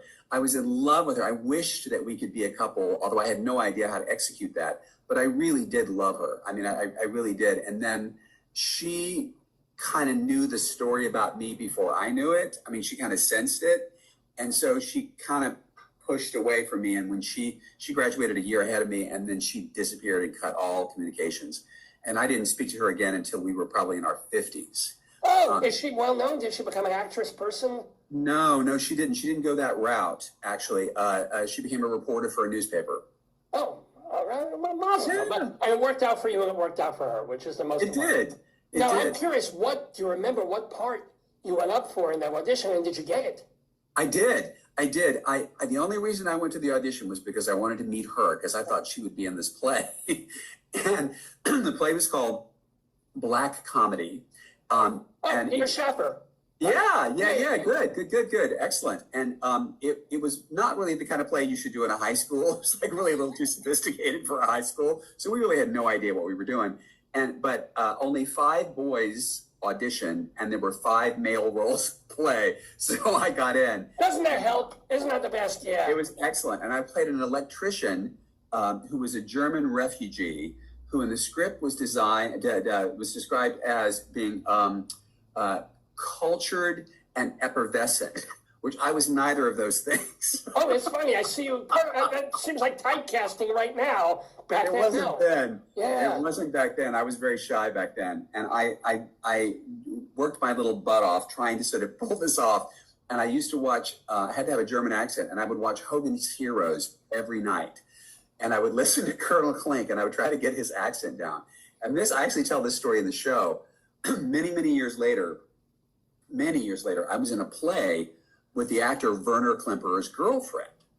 And when I felt like I knew him well enough, I told him this story, which I thought was this highly amusing story about how I, learned my German accent from watching him on Hogan's Heroes. And as I was telling it to him, I could see by the expression on his face that he found zero humor in this story. And when I was finished, he said, I am very sorry to hear this. How unfortunate that this happened to you. Oh my God. Think he survived the Holocaust, but he's sorry for you to do this. Jeez. Anyway, Oops. he wasn't amused. But yes, that was but I owe her, this girl that I fell in love with, I really kind of owe her something really big because it started this chapter in my life that it's continued to this day. I don't know that I would have ever become an actor without her. Speaking of which, can I ask you, you mentioned you tell this story in the play. The name of the play and where it's going to be in August, please? Oh, thank you. It's a one-person show. It's kind of a storytelling show. And it's 5 unfortunately true stories from my early adolescence. And the show is called Teenage Wasteland. And I just did it last night, actually, at Dixon Place here in New York City. And then on August 1st, I am in Hyannis doing it at the Hyannis Arts Hall. And the following night, I am in Wellfleet doing it in the Wellfleet Preservation Hall. There are a lot of halls out on the Cape. They got nothing else to do there. I don't know why. Let's build a hall. Okay. We either do that or fish, so let's build a hall. Exactly. Hall to hall. But anyway, it's been very successful, and it's really funny because I kind of wrote it sort of quickly. I just had this opportunity to perform in this festival, and they said, hey, can you whip something together? Because I've done shows like this before, like storytelling shows, and it came together pretty quickly, and I've been shocked because it's had such a profound effect on people. Like they laugh and they laugh and they laugh. Like a lot of my shows, they're kind of like life, Rabbi, in that they're funny till they're not funny. Yeah, okay, that's life. And then they're funny again. It's like my prostate, yes. Exactly. So it's been a really interesting experience because people go through quite a few feelings when they watch it, because it's a very, I focus on the years 13, 14, and 15. And that's a very big, you're learning a lot during that time. And there's nobody to talk to about it, really, because it's so embarrassing. Actually, there are. People just think there aren't. That's you can talk to a counselor, you can talk to a friend, you can talk to this, but you're like, no, nobody else knows my pain. Yeah. Right. It's humiliating. And God forbid if you pick the wrong person, or if somebody betrays your trust and repeats it to somebody, all of a sudden you're like a laughingstock. It just feels very dangerous, all those things that are happening during that time. And so it's hilarious, to recount it in the show, but there are also some parts that are really like heart tugging, And I think that one thing that I learned writing it was when I thought about all these things, which I hadn't thought about for many, many, many years, I was actually kind of impressed with my young self because I was actually pretty brave. I didn't think of that. At the time, I didn't think I was being brave, but when I look back on it, I was actually pretty brave in some of the stuff that I kind of got through during that period. But it's been amazing. It's been an amazing experience, and I love doing it, and I hope to keep doing it into next year. That's the game plan anyway. Without giving too much away, what would be another example of a brave moment that you didn't realize was brave back when you were living it? But what's another story from childhood, etc., that you're like, whoa. That was tough, but I survived. Sure. There's a lot. And I will say that one of the biggest things was because my family was so religious, and they also, during this particular time, there was a lot going on in the family, none of which I actually talk about in the show, but there was a lot of kind of turmoil in the family that was happening, a lot of things going wrong. And I was kind of a low maintenance kid. And so I kind of just started going under the radar. Like I had this whole separate life that they didn't really know anything about. And they didn't really know me very well. I mean, I came home for dinner and I didn't cause a lot of problems, which everybody else was causing. And so I kind of just cruised along. But because of that, the things that I was doing, I knew I couldn't tell my family about. I knew I couldn't discuss it. I knew I had to keep them under this illusion. I lived two lives, and I was very young, but I had two very separate lives. I had my life in my family's home, and I had my life outside my family's home. But what were you doing that you couldn't? I mean, this was before in college you realized this. What were you doing that was so terrible when you were 14? Well, when I got to college is when I kind of accepted who I was as a gay man. But that doesn't mean things didn't happen before that. All right, okay. Then I would try to, put the car in reverse and back up from it and ask God to forgive me. And there's all kinds of things. And it wasn't like it was, every day of the week, but there were things that were happening. Plus I was like smoking dope and I was like hanging out with people who were fun. They were really fun to hang out with, but I would have been killed if my parents knew I was there, I got it. And I learned how to forge their signature also. I also learned how to forge their signature. So, wow. So, but you just need that for field trips. What the hell else would you put their signatures on? Well, if I was going to be like out of school for the day because of a family thing, and then instead of that, I would go to, watch Young Frankenstein 3 times in a row. Oh, you naughty person, you. Oh, God will never forgive you for taking a hooky day. And was he smoking dope? Was he an orgy? No, he was watching Mel Brooks 3 times. I think we're okay. But let me ask you, this is your 4th one-person show. Were the other 3 also basically autobiographical, or were they more character-driven? Yeah. You mentioned this is the one that audiences are like, oh, I feel I'm gravity, I'm laughing, I'm crying. How is this one different? This one I think is different because it is probably the most personal one, because I'm actually telling people stories that I have never told anybody before, and like maybe a couple of therapists along the way, but not. I haven't ever really told people some of this stuff. The previous shows, the first one was all true love stories out of my life. Isn't that more embarrassing? It weirdly wasn't. It was, it goes all the way back to like when I was 5 years old, and I became engaged to the little girl who lived next door, who was the same age. And the only reason that I got engaged to her was I wanted to play on her swing set. Good a reason as any, unless you're being metaphorical, which with 5-year-olds is not. Okay, yeah, I'm actually not. Yeah. But like it's all these different love stories. There's also a story about my relationship to my father, which was kind of problematic, and so then right into being very much in love with somebody that I was with for 10 years that had a terrible alcohol problem, and so it's all kind of different kinds of love at different times in your life, and it was hugely popular. That's the first one I ever did. Well, it was called, I forget the name of it. That show was called David Dean Bottrell Makes Love, a one-man show. Right there. That's how I make love when my wife's not around, I'll tell you that. Okay. Don't go there. And I did one about death last year, which was also really fascinating to do because it was about my experiences, not only with other people's death, but once in my life, I kind of accidentally came close to death. And then another time. Stop. How? I was assaulted and sprayed with a chemical substance, and I am an asthmatic, and I couldn't breathe, and I went into a pulmonary arrest, which is very dangerous, and I was able to get. It was sprayed in my eyes, so I couldn't really see, but I was able to get on my phone and dial 911, but it took quite a while for 911 to get there, and I was absolutely sure that I was going to die before they got there. I was positive of it. And it was pretty serious, but they pulled me out of it, which was great. And the other time, I had something that just went wrong with my health. And I went from doctor to doctor for 13 months, and nobody could figure it out. And it was a neurological issue.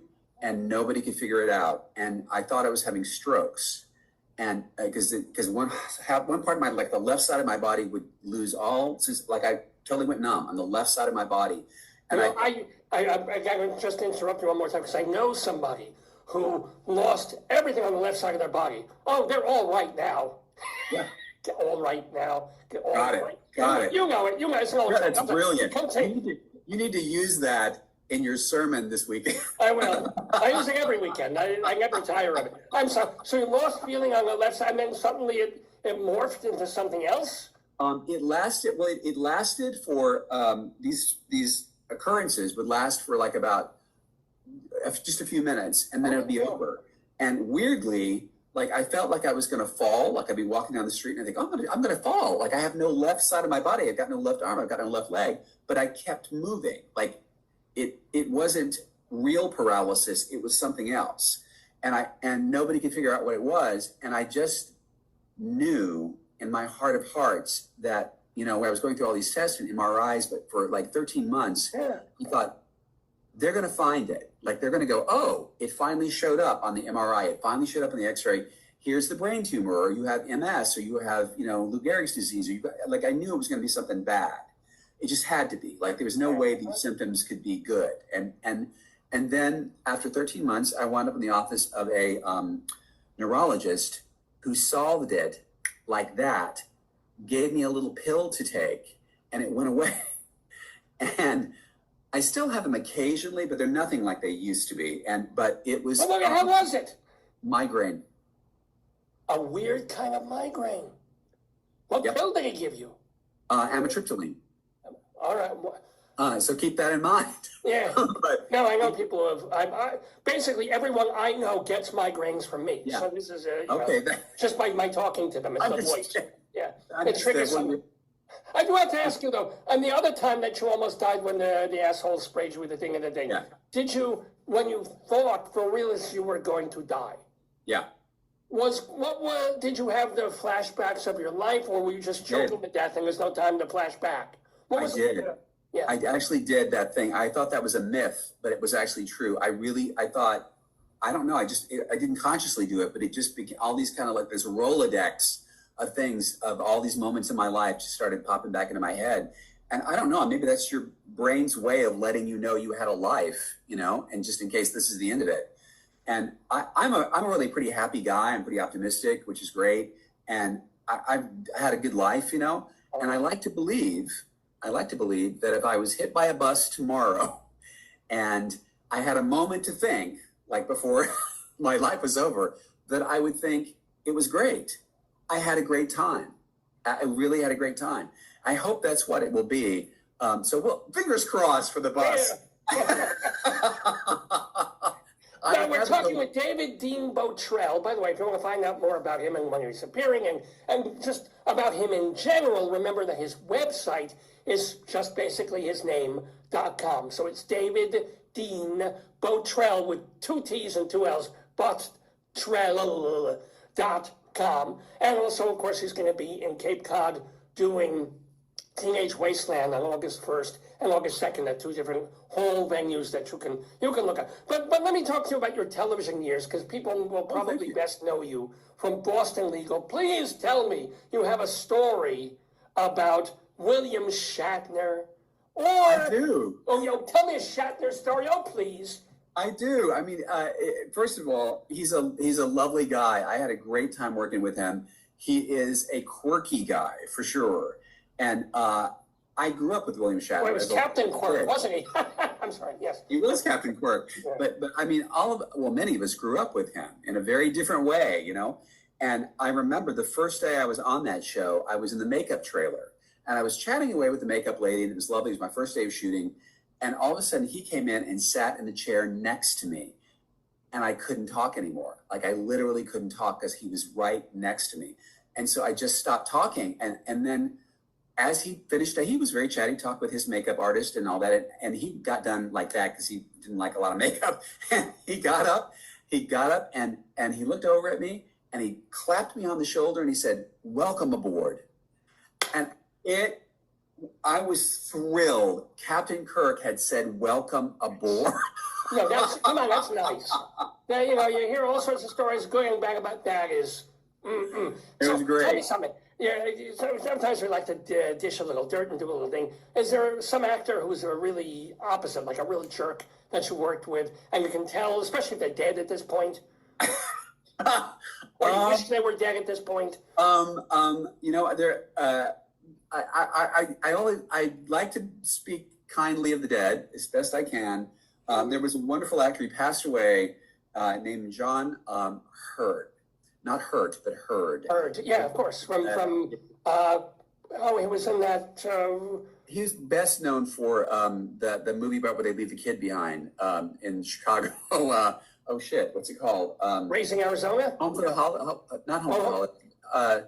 You know the one I'm talking about with Catherine O'Hara and the Kierkegaard kid, and he's left Home Alone. Home Alone.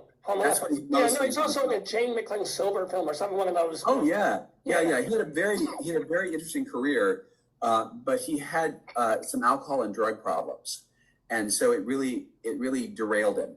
And when I worked with him, it was very close to the end of his life, and he was a bit of a mess. And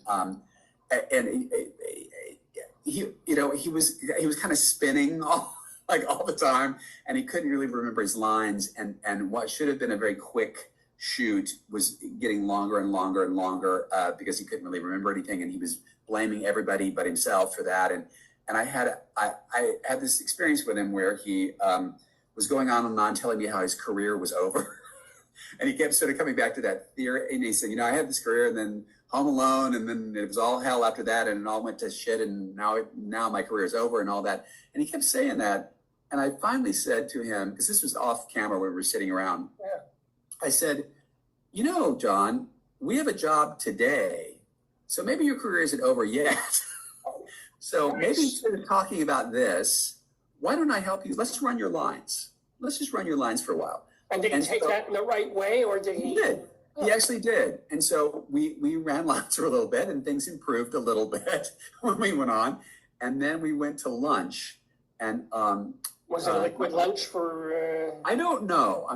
I don't know about that. I didn't smell anything, so I'm going to say probably not. But what happened was, I changed my clothes, and I was coming back to my trailer, headed toward the lunch area, and I passed John's trailer, and there was this 18-year-old production assistant standing in front of his trailer, and John was speaking to him kind of firmly, and he said, "Cake.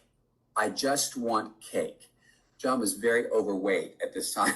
Oh, yeah, you don't think of him as being, okay, yeah. Yeah, at this time he was pretty overweight, and this poor little kid was saying, "Mr. Hurd, I'm sorry, but I don't think we actually have any cake today."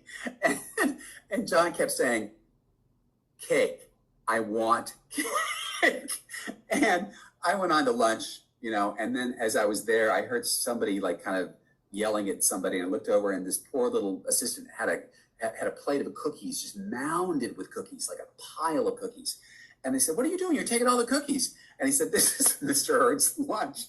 And so he ate a plate of cookies, like a mound of cookies for lunch. And when we came back, he was really even loopier than ever because he'd had all that sugar. On the sugar high, yeah, right.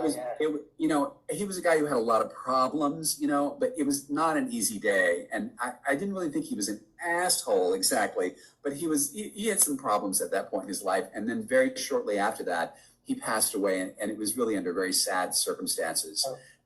So I felt bad for him. And I've worked with a couple of other people who I would never want to work with again, who were absolute dicks. But I've learned to not say it out loud. Well, you can. In their cases, since you were so honest about him, can you tell the story without mentioning the name? I don't think I can. Oh my God. I think it's too specific to this situation. But I do hope to outlive a couple of these people so that I can actually say it later. You'll come back on the show. I'll come back if I can still speak at that point, but hopefully. Unless you have another one of those things where they're left side Exactly. down. Hey, welcome. Good to see you, Dave. Let me ask you though. It does bring up the point. You're talking about his drinking. How did you get through this relationship for 10 years with a serious, without becoming either one, drinking with him because he wants to drink, or were you the sober one? How did you, navigate? I'll tell you something interesting about that. I mean, I was never a huge drinker to begin with, but during the time that I was with him, for a period of time, because we were really kind of in trouble for money, I became a bartender. And I want to tell you that between what I was experiencing at home and what I was experiencing bartending, I just stopped drinking because perfectly nice people would come to my bar, and 45 minutes later, they were idiots and they were assholes. And I thought, wow, this is kind of, this is what it looks like from the outside when you're not drinking. And I also was dealing with somebody who at that time had a lot of problems. And it kind of reached a point where I couldn't really handle him anymore. It was just getting increased. There were these run-ins with the police, and it was just getting really out of hand. And I finally said, okay, this is it. You have to go to AA tonight. And luckily for us, our next door neighbor was very active in AA. And I said, this is very easy. You go over and you knock on his door, and you will go to a meeting with him. He will literally drive you there, and you just go. Because if you don't go, I'm gone. I'm going to pack my suitcase. This is it. And he actually did. But that's just extending a relationship that was going to end. Well, yes, because I sort of was under the impression that all the problems in that relationship stemmed from alcohol. And when he got sober, I discovered that alcohol was sort of a medication that he used to deal with his problems, of which he had many. And so it changed, but it didn't change. Yeah. And I stayed for, he was using for I think the first 7 or 8 years. And then we were together for 2.5, 3 years after that. Because I hung in there because I kept thinking, this is going to change, this is going to change. Yeah. And then it didn't. And I realized, the alcohol was the mask that made it seem like this was going to be okay, but it's not going to be okay. It's like when I eat lots and lots and lots of borscht, which is just a cover for excessive masturbation. But, I go to one, I go to the other. One, if I stop one, the other. So it's a big problem there. You got to substitute something, chew gum or something. You got to find something to do. And as far as I know, he is still sober. He stopped speaking to me a number of years ago for some infraction, and I felt bad at first, and then I thought, well, you know what? It's okay. It's all right. It's probably something he needed to do to whatever. Yeah. It's okay. I was there for I was very supportive, and I was very helpful for a long period of time. I don't have to be there forever. Now, speaking of a long period and forever and things like that, you are, I believe, in a committed, nice, happy. I am. Thank you for asking. Look at that. Look at that. Well, a ring How on many the years? How many years? Me and my dear wife, Miriam Libby, we have 25 and a half beautiful, well, not all beautiful, some inbreeding. But are you going to believe in the marriage thing, or is it just it's great, you're together and boom? I have been legally married, and that ended in divorce, and my partner is not super into the idea either. And so what we have decided is that for the time being, we've been together for almost 8 years. It'll be 8 years in about a month. All right, yeah. Thank you very much. And it's lovely, and it's been really stress-free. It's been a stress-free. Yes, okay, yeah. Exactly. I should be so blessed as to have that keep going. And what we kind of decided was, unless there was a pressing, legal reason to do it, we didn't really need to do that.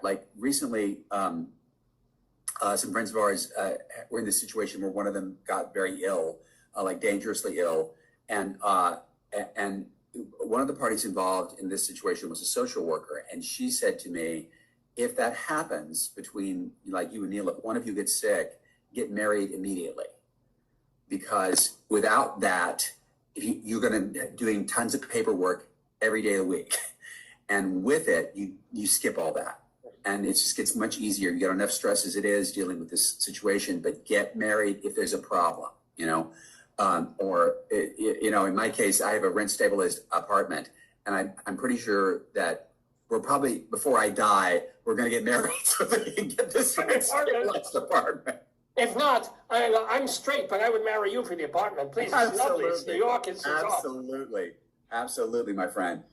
So I think, you know, I think it's a possibility, but it's not something that either one of us are like dying to do. It's really been lovely, and we don't live together. This is the first time I've been in a relationship where we don't live together, and I think that's the secret to our success. Yeah, absolutely. I see him once every 3 months. It's wonderful. We don't fight. We have about 18, 19 hours together. Yeah. I mean, we talk all the time, and we see each other, you know, several times a week, but it's not every day, you know. It isn't every day, and we live relatively close to each other and all that, and neither one of us has also I have a rent stabilized apartment, and he likes where he lives, and you know, it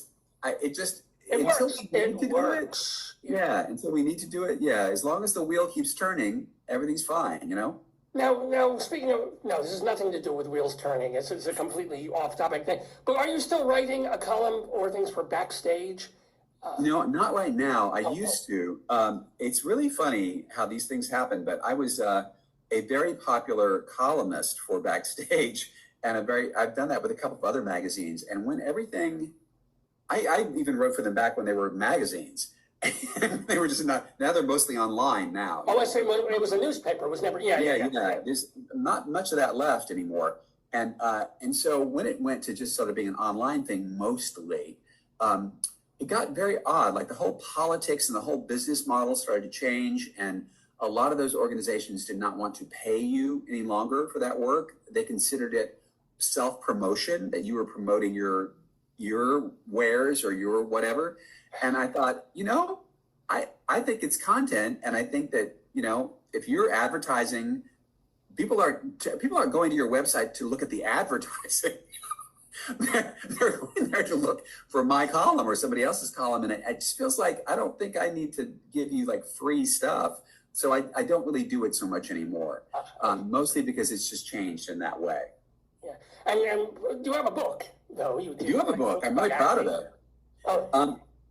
It's a book about how to make a living as an artist, you know, and it comes from a position of, you know, being an actor and a writer, mostly an actor, but it's really kind of applicable, honestly, to anybody who freelances, because it really has to do with how the mindset and the way that you have to be interested in your work and evolving your work, because your work is going to change with the marketplace.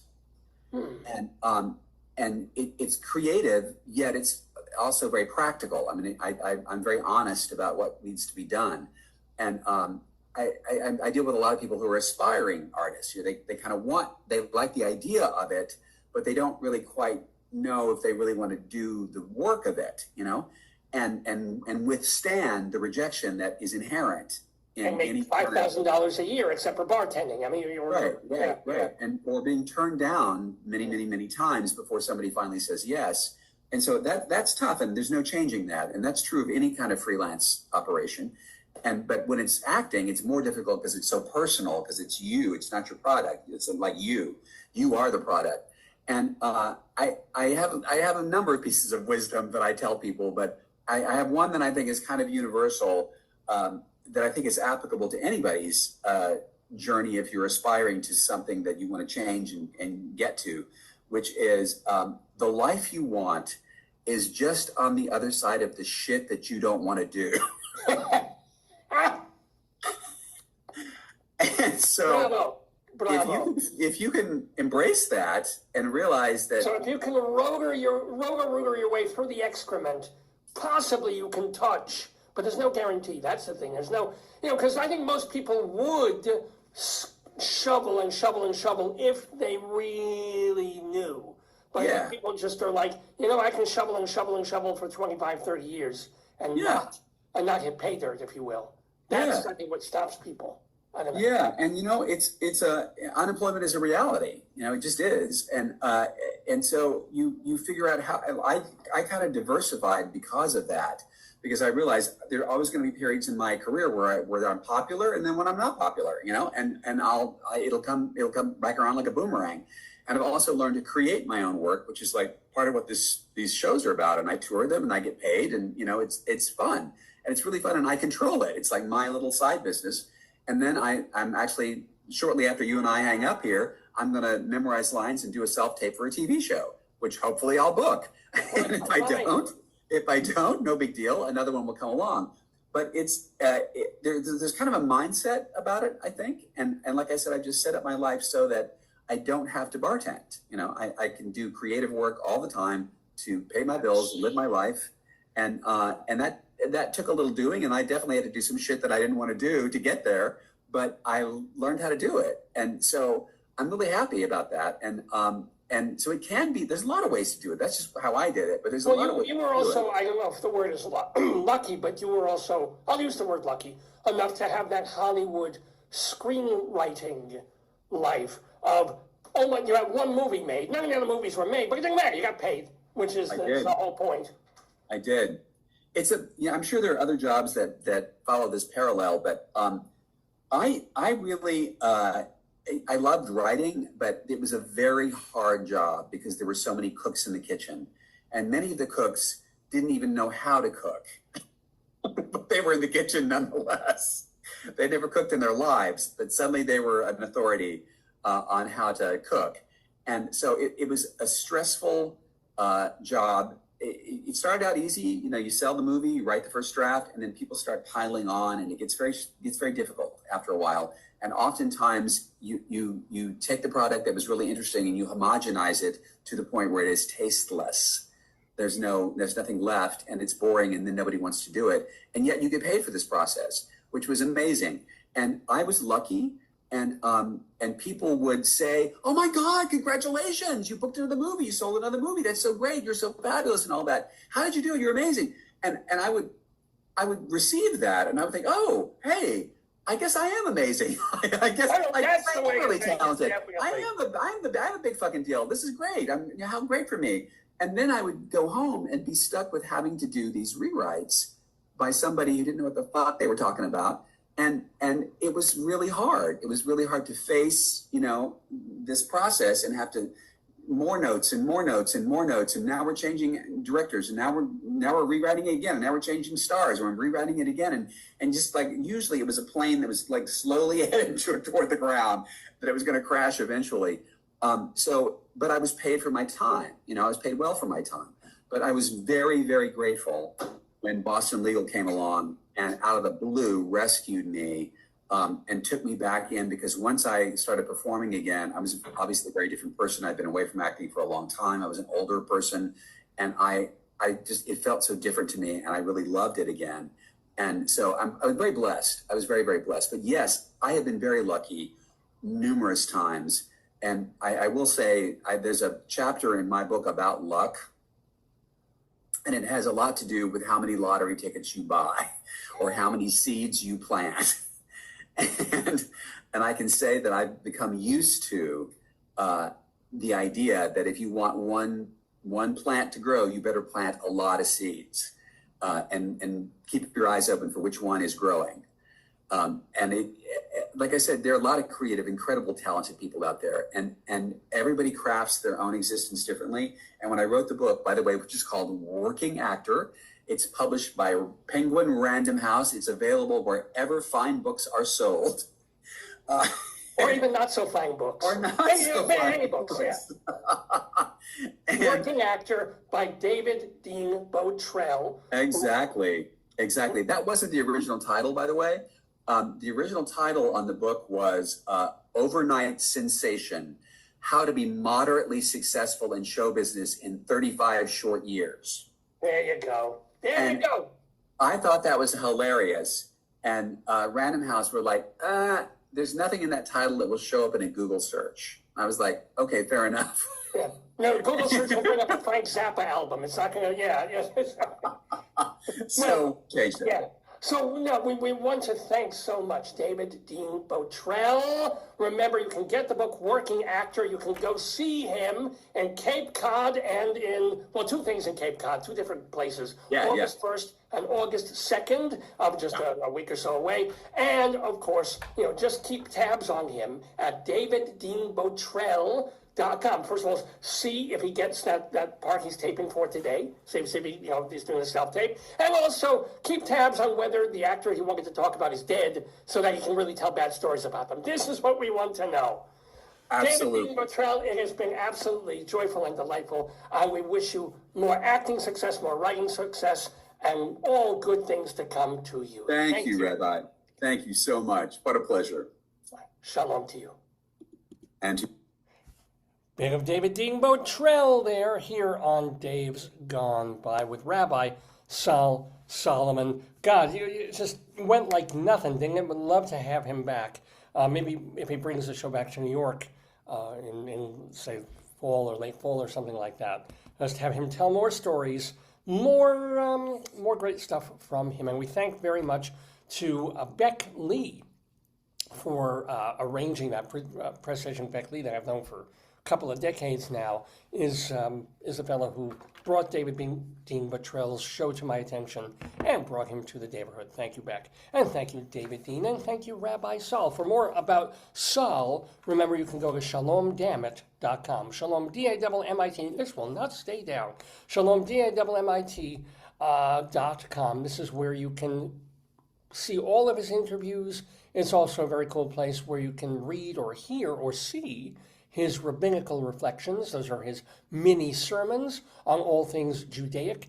Plus, his stage show, Shalom Dammit, an Evening with Rabbi Sol Solomon, is there, as are 10 episodes of his wonderful program that he did on Long Island Cable TV, Shalom Dammit, Rabbi Sol Solomon's Peace, Love, and Acid Reflux Hour. All of it at shalomdammit.com. Well, here we are. It's a little after 11 o'clock in the morning, live on this Saturday, July 19th, 2025. You're watching the 991st episode of the Dave's Gone By, Facebookio, Podcastio, Programmio of the stream with me, Dave Lefkowitz. My darling wife is off making tea and doing some other things, so we're going to get to more of the show, including, my God, we have our Colorado Limerick of the Damned to get to. We have our brand new song, the Pervert's song, As Rears Go By.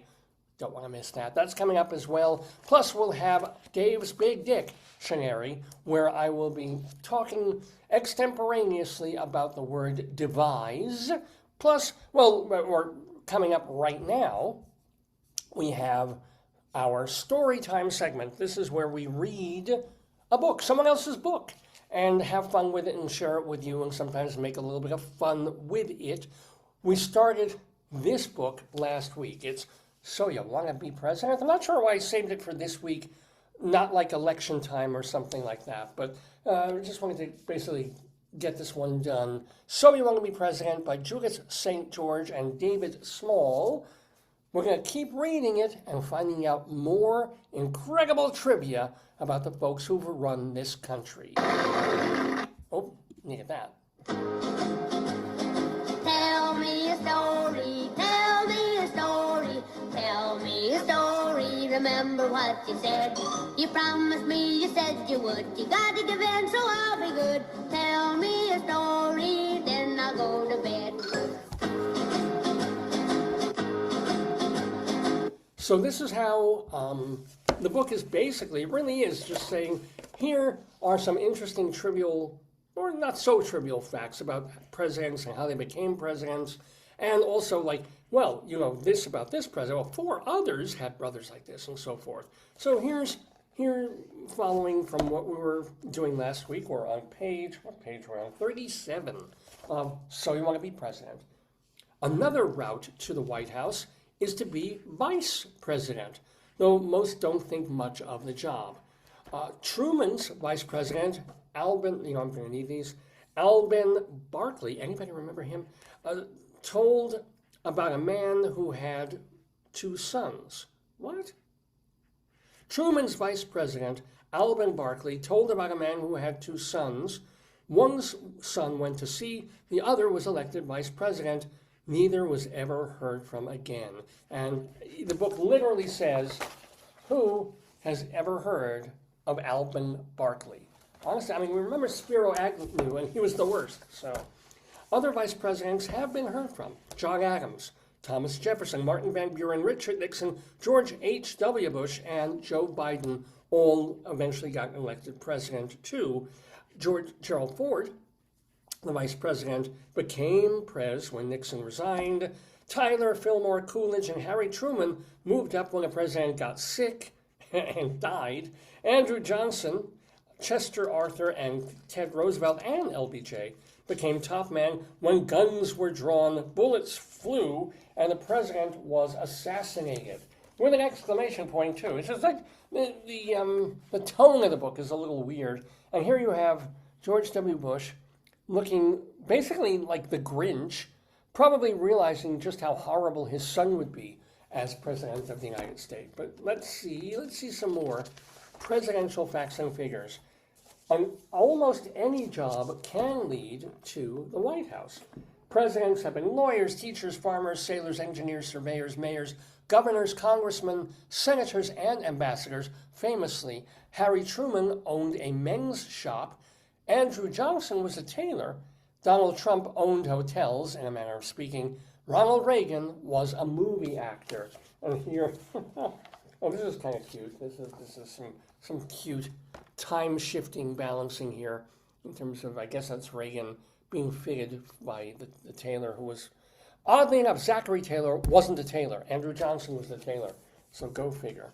All right, and here's Harry Truman nervously seeing how his tonsorial splendor with his hat and tie shop.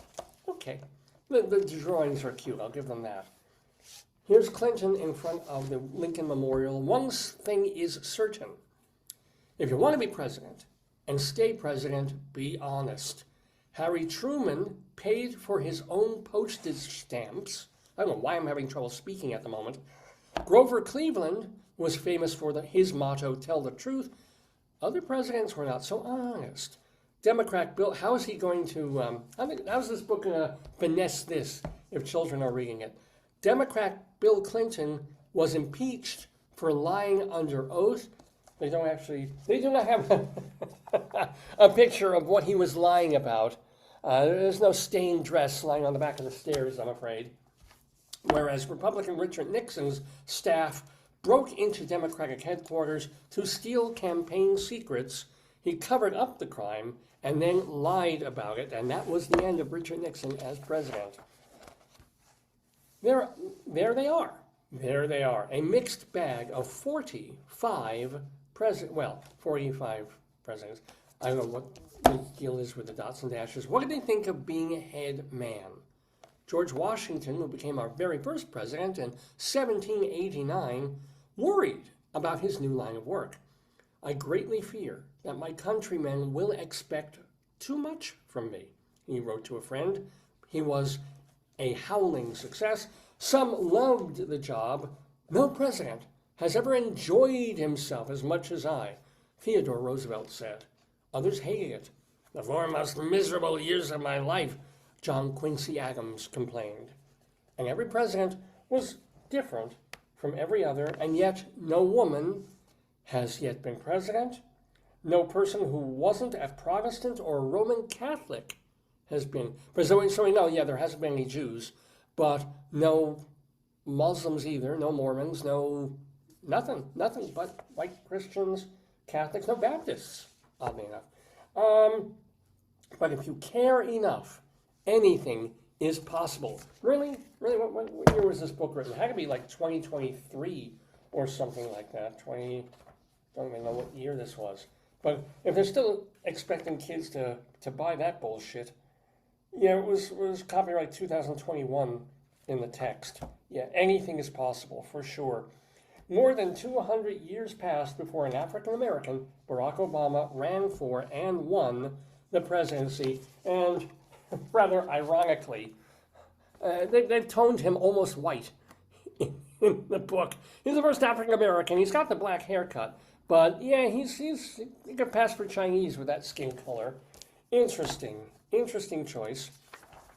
It's said that people who run for president have swelled heads. And it's said that people who run for president are greedy, they want power, they want fame. But being president can be wanting to serve your country. Like George Washington, who left the Virginia plantation he loved 3 times to lead the country he loved even more. And it can be looking toward the future, like Thomas Jefferson, who bought the Louisiana Territory and then sent Lewis and Clark west to find a route to the Pacific, which they did. It can be wanting to turn lives around, like Franklin Delano Roosevelt. He provided soup and bread for the hungry, jobs for the jobless, and funds for the elderly to live on. And it can be wanting to make the world a better place, like JFK, who sent Peace Corps volunteers around the globe to teach and help others. No mention, of course, of the pigs, but we won't go there. What else? Every single president has taken this oath. Quote, I do solemnly swear or affirm that I will faithfully execute the office of President of the United States and will, to the best of my ability, preserve, protect, and defend the Constitution of the United States. It's only 35 words, but it's a big order when you're president of this country. Abraham Lincoln was tops at filling that order. Quote, I know very well that others might, in this matter, as in others, do better than I can. He said, but I'm here. It's like anti-meme. I'm here. I must do the best I can and bear the responsibility of taking the course which I feel I ought to take. That, says the book, is the bottom line. Tall, short, fat, thin, talkative, quiet, vain, humble, lawyer, teacher. This book just loves lists. It's made a list of people or lists of adjectives. Teacher or soldier or nouns. This is what most of our presidents have tried to do, each in his own way. Some succeeded, some failed. If you want to be president, a good president, pattern yourself after the best. Our best have asked more of themselves than they thought they could give. They've had the courage, spirit, and will to do what they knew was right. Most of all, their first priority has always been the people and the country that they served. All right, kind of a bit of a boring rundown, but necessary after all those facts and figures. Is there anything else about this? Let's give you a little information here. Judith St. George is the respected author of more than 40 books, from mysteries to histories. Her nonfiction for children has earned her numerous awards. And in Sacagawea, to see with the heart the life of Singing Bull and Crazy Horse, St. George lent her insightful and human voice to some of history's most famous people. And then David Small, who co-wrote the book, and I guess did the art, he's known for his mischievously rendered drawings and warm, notable characters. He's the illustrator of more than 50 books for children, including winning the 2000 Caldecott Medal for So You Want to Be President. He also won a Caldecott Honor for The Gardener, One Cool Friend, graphic novel memoir Stitches was a finalist for a National Book Award. He lives with his wife, Sarah Stewart, on the bend of the St. Joseph River in Michigan. And so, ladies and gentlemen, we close, of course, with the back cover of the book with the happy little American eagle, E pluribus unum, which I guess means if you're a eunuch, you don't have multiple testicles. I think that's essentially what that means in Latin. So, ladies and gentlemen, that was for this Saturday, July 19th, 2025, story time here in the Daverhood. Oh, let's get that light back on. I wasn't doing it there. Hello. Thank you. On Dave's Gone By with me, Dave Lefkowitz, here coming to you from lovely northern Maryland, even though we'll be going back to Colorado in a bit for our Colorado Limerick of the Damned. We also have our let's see, let me do Dave's Big Dictionary. This is something I started doing, as I mentioned, a couple of years ago when I really, really wanted to challenge myself to come up with stuff to talk about off the top of my head. No notes, no bullet points, No talking points, just like, ooh, look at a word, talk about that word, whatever it brings to mind. Sometimes it's a lot easier than others. Sometimes the words are like, oh my God, yes, I've got a story from my childhood. I'm off. Other times I'm like, why do I even? Well, this word makes me think of that word. I can talk some, every week it's a different challenge. Today, I'm hoping not so challenging because we have come up with a very cool word. Thank you to the folks at Merriam-Webster Dictionary, which chooses a word of the day. And the word for today is devise. Extra, tell all about it. It's Dave's Big Dictionary.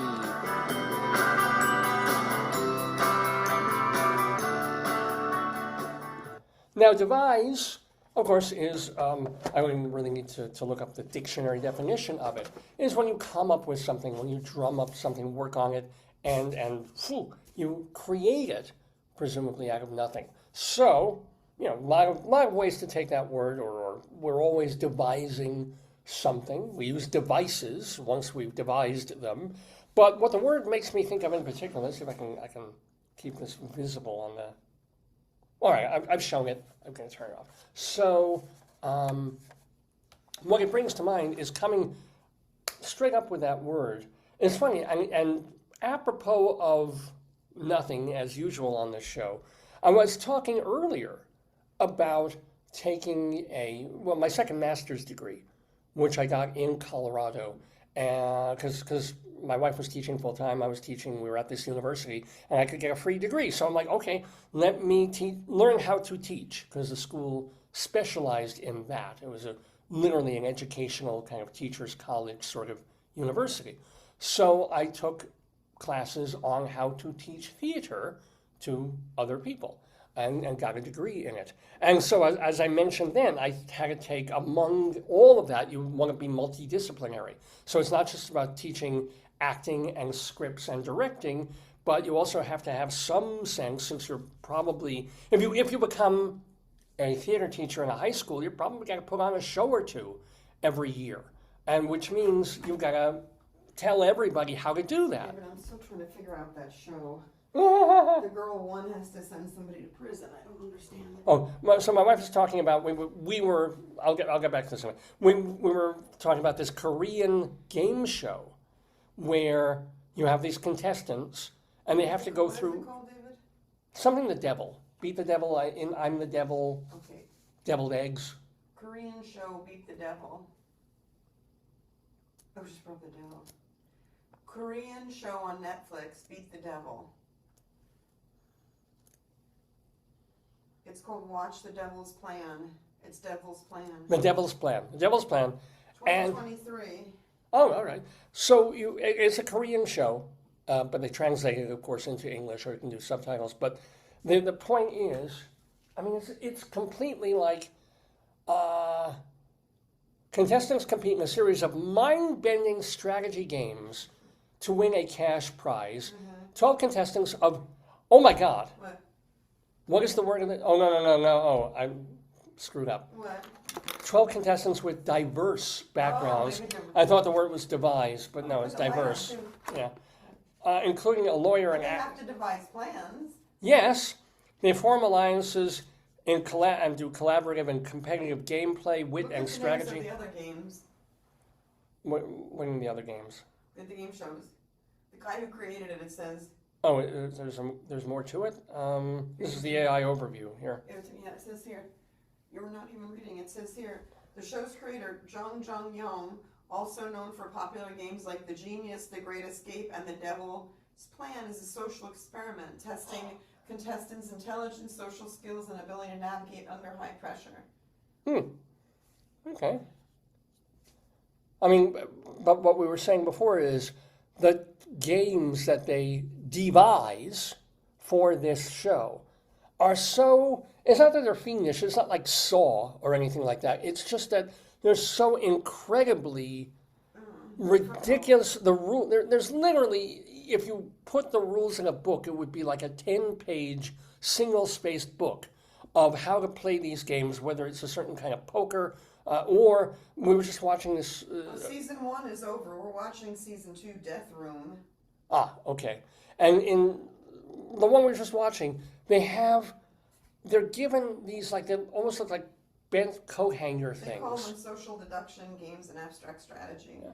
And a board with all these dots on it and colored triangles or colored squares and then dots in all these boxes. And they Oh have my to. God, in what? 2023 they had a game called The Virus.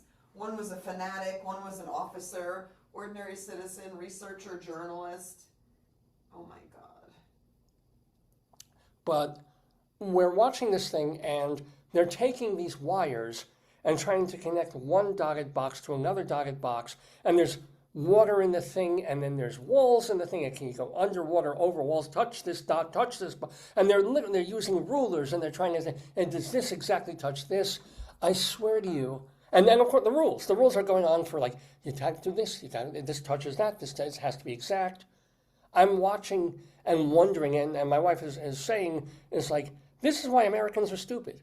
This is why Koreans and the Asians are winning the race in terms of science, technology. Not this season, last season, they had a YouTuber, an astronomer, a sports player, a college student and poker player, a TV personality, a US-based lawyer, an American orthopedic surgeon, a singer, an actress, a freelance announcer, a Go player, and an actor. I mean, good Lord, David. Yeah, they're on such a higher level of thinking. And as the guy said when we were watching this last video, it wasn't so much about mathematics, but it's spatial relations of figuring that out. And by the way, if there's one thing I'm worse at than mathematics, it's spatial relations. That's why I could do math, but geometry killed me, because one thing next to another. It's what I was talking about before in trying to play the piano, where the left hand does differently from the right hand. And it's like, no, they both have to be coordinated, or old Dave can't do anything. It's the reason I cannot dance to save my life. Literally cannot move one leg with the other or tangentially. So completely useless at all this. And yet these Korean people is like, oh, try this. Oh, this didn't work. But if we do this and this, It's amazing. Jesus Christ, Jesus. It's interesting, but I'm sitting there flabbergasted. Like, anybody is figuring any of this out. It's sort of like if you put these people in a room in World War II, these would be like the code talkers. These would be Alan Turing. I mean, we would be, I don't know. Meanwhile, you I've try. been working in the kitchen making food. And, I can barely do Wordle.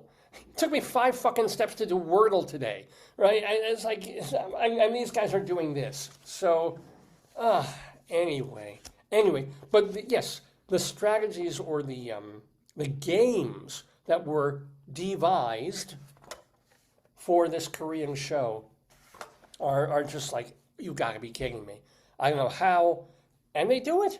And it is more admirable than these other shows we've been watching, where it's just people pitted against each other. People are supposed to fall in love or seduce each other, and then to win the game, or strategy sessions when they're working on people's psychologies to lie to each other. But are they lying? I'm more drawn certainly to this intellectual game playing, even as I stare at it and go, no idea what the fuck they're doing. No idea.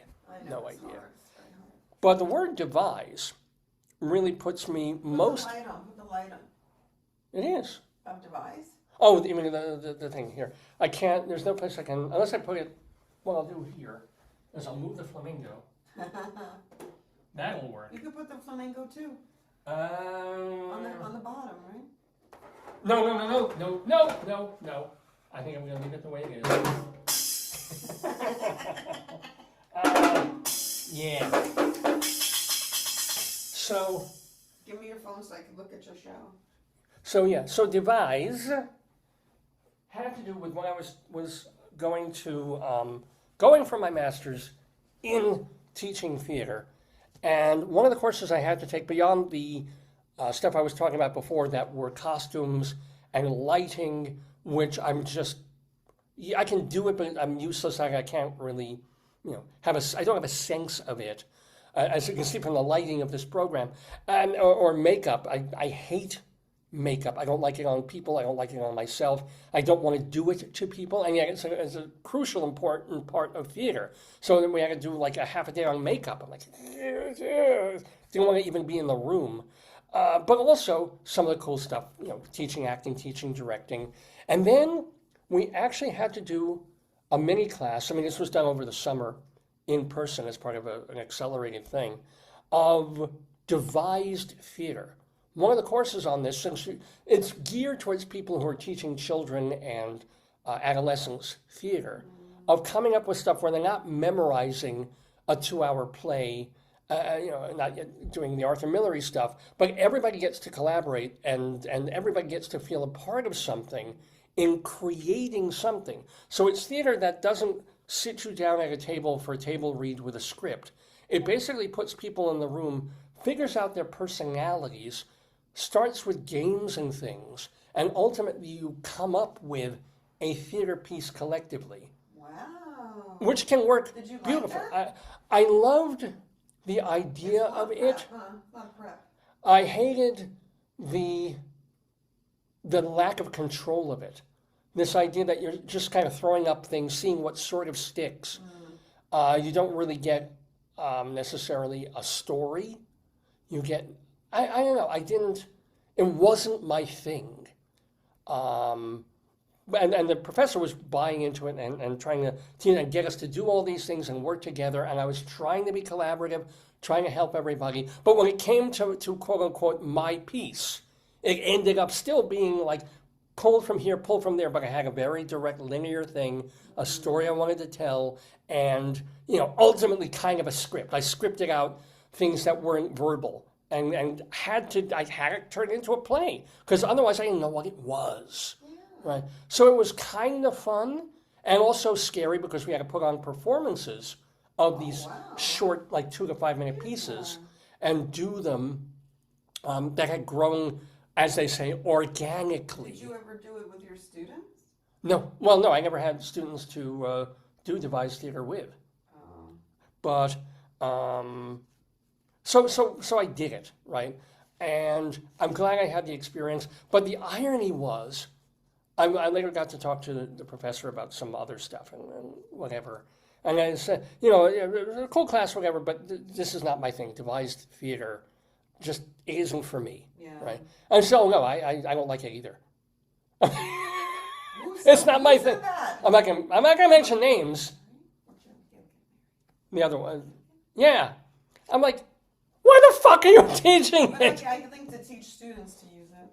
Yeah, no, of course. To teach. Yeah, and it is a very helpful thing, I'm sure. If you've got a bunch of like 8-year-olds or 10-year-olds and you want them to get involved in theater and not feel pressured and not feel that they're confronting a classic theater work or having to write and create a script, but you just want them to have fun and play, because theater is play, literally, then this grows magically out of what they're all giving each other and working with each other and having fun and playing, and then you create a piece that will be enjoyable for audiences to watch, which it kind of is. That they're part of their creative process, which I'm sure they like.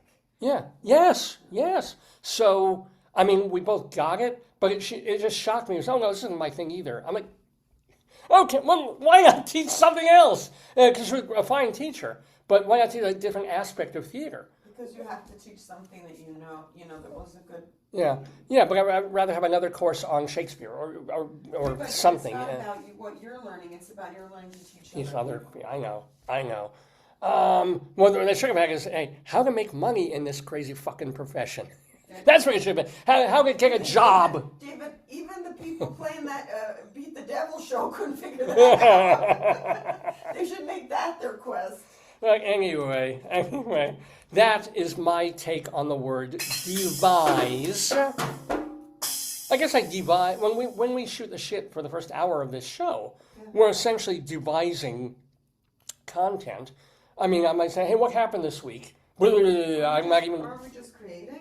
Yeah, in a manner of speaking, we're doing it. So that was for this week, Dave's Big Dictionary.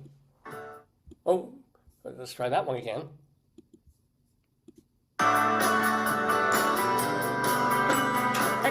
extra, tell all about it. It's Dave's Big Dictionary.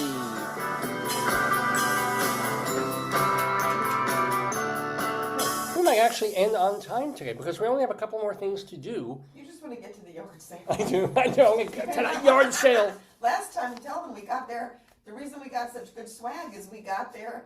It opened on Sunday at 11. We got there 11:06. Yeah. We never, by dumb luck, we never planned like that. Well, this was one of the It was disappointments. amazing. Yeah. We made it like literally right. Yeah. Not the first day where we would have got even better stuff, but the second day. Today we're gonna do the second day, I believe.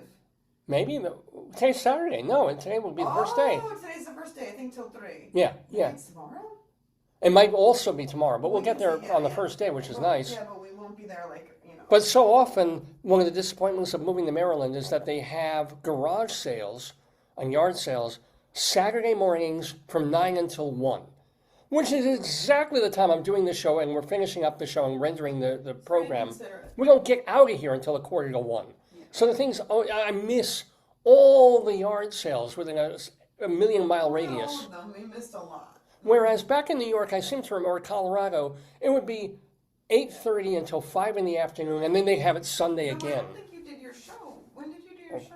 I've been doing shows on Saturday mornings for 15 years now. Okay. It was all, not always, but yeah, Saturday morning was it. Because remember back in the university, there were every so often I'd have to leave at like 11:30 because the football game would start. Oh, yeah. Then we have the game at I do noon. recall, yeah. I have to get off the radio station. Yeah, which was fine. Anyway, so here's the deal. We have Rabbi Sol Solomon with his... No, we did that. We don't have another rabbinical reflection. We just have 2 things to do left.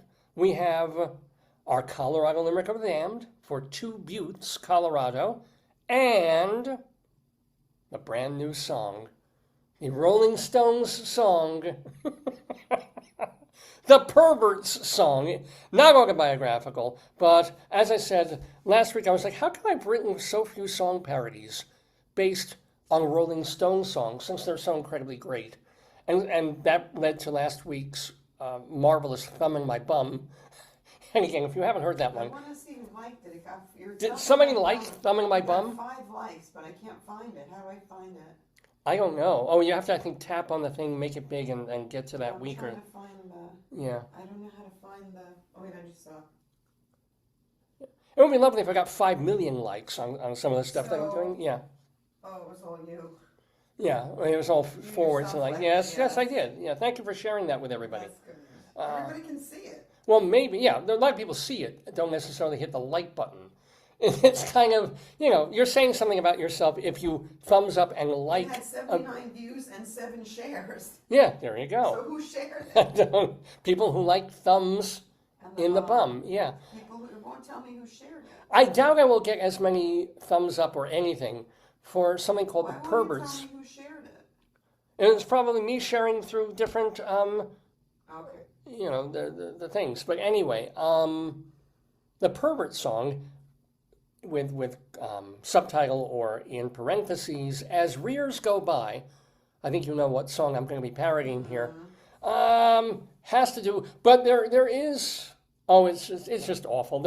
There's no redeeming social value to this at all, as it is with so many of my tunes. So let me just share. I do have the lyrics that you can read while you enjoy this tune. Let me bring that up. Okay. Have it on video, which is nice.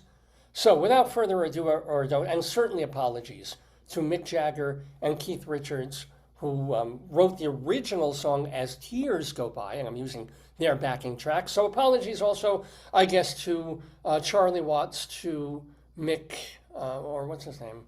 Brian Jones and Bill Wyman as well. This is the Pervert song, As Rears Go By.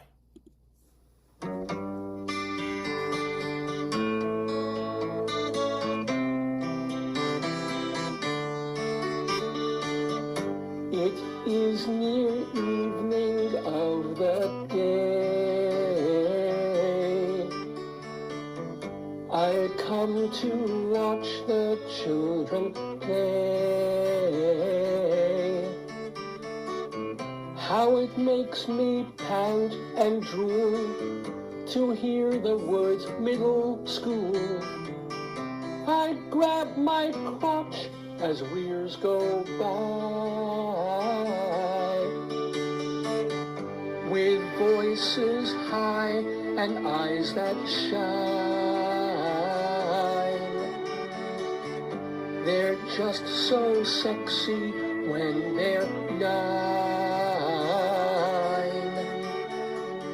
Seeing them so pure and fresh makes me crave their creamy flesh. I rub my crotch as years go by.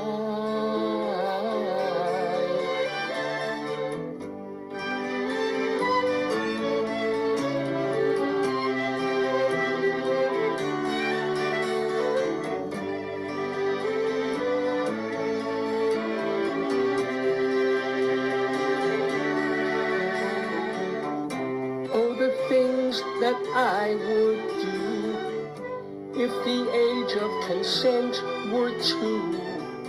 I spurt a splotch as years go by. It's time I came up with a plan. That's why I bought a small white man.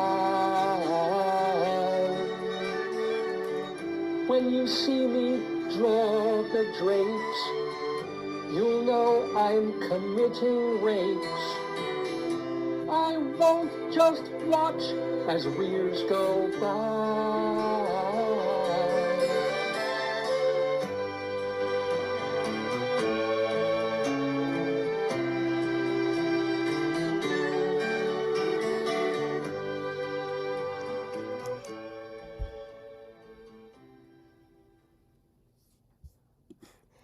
Yeah, we'll just leave a moment of silence after that. Hon, what did you think of the Pervert song as years go by? My wife is just shaking her head, just going like, yeah, oh, yeah. Please send your comments and complaints to davesgoneby@aol.com, davesgoneby@aol.com. You can also drop me a message on this Facebook page, Dave's Gone By, or, message me here. And post under the program if you choose to do so. Yeah! And of course, if you want to hear the song again, it's posted on davesgoneby.com. It's posted on YouTube. You can also watch it. Where else can you watch it? Archive.org has the song. So, yeah, you can share it with friends, all your NAMBLA colleagues. Anywho, we do have one more item to do on the show. It's our Colorado Limerick of the Dam. But before we get to that, let us also pay tribute to the people brave enough to appear on a show that plays something like As Years Go By. This is these are people who have been on the show either very recently or years and years ago. There are friends of the Daverhood.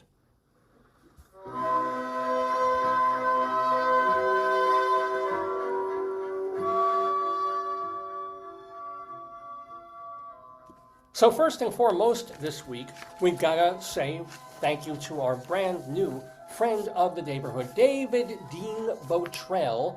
David, of course, was on the show just earlier, so if you want to see that again or share that with other folks, that will be on davesgoneby.com and YouTube and archive.org as well. But David Dean Bottrell, check out his website, daviddeanbottrell.com, and see him in Cape Cod on August 1st and 2nd, doing his show Teenage Wasteland 13, 14, and 15. And I'm sure, even if you miss him on Cape Cod, I'm sure he's going to bring that back to New York and do that other places too. So thank you so much to David Dean Bottrell, our new friend of the Daverhood. Now, getting to some old friends of the program, congratulations to musician Tony Trischka. He is nominated for 2, count them 2, Bluegrass Music Awards, including Banjo Player of the Year, and for Best Album that came out a few months ago called Earl Jam.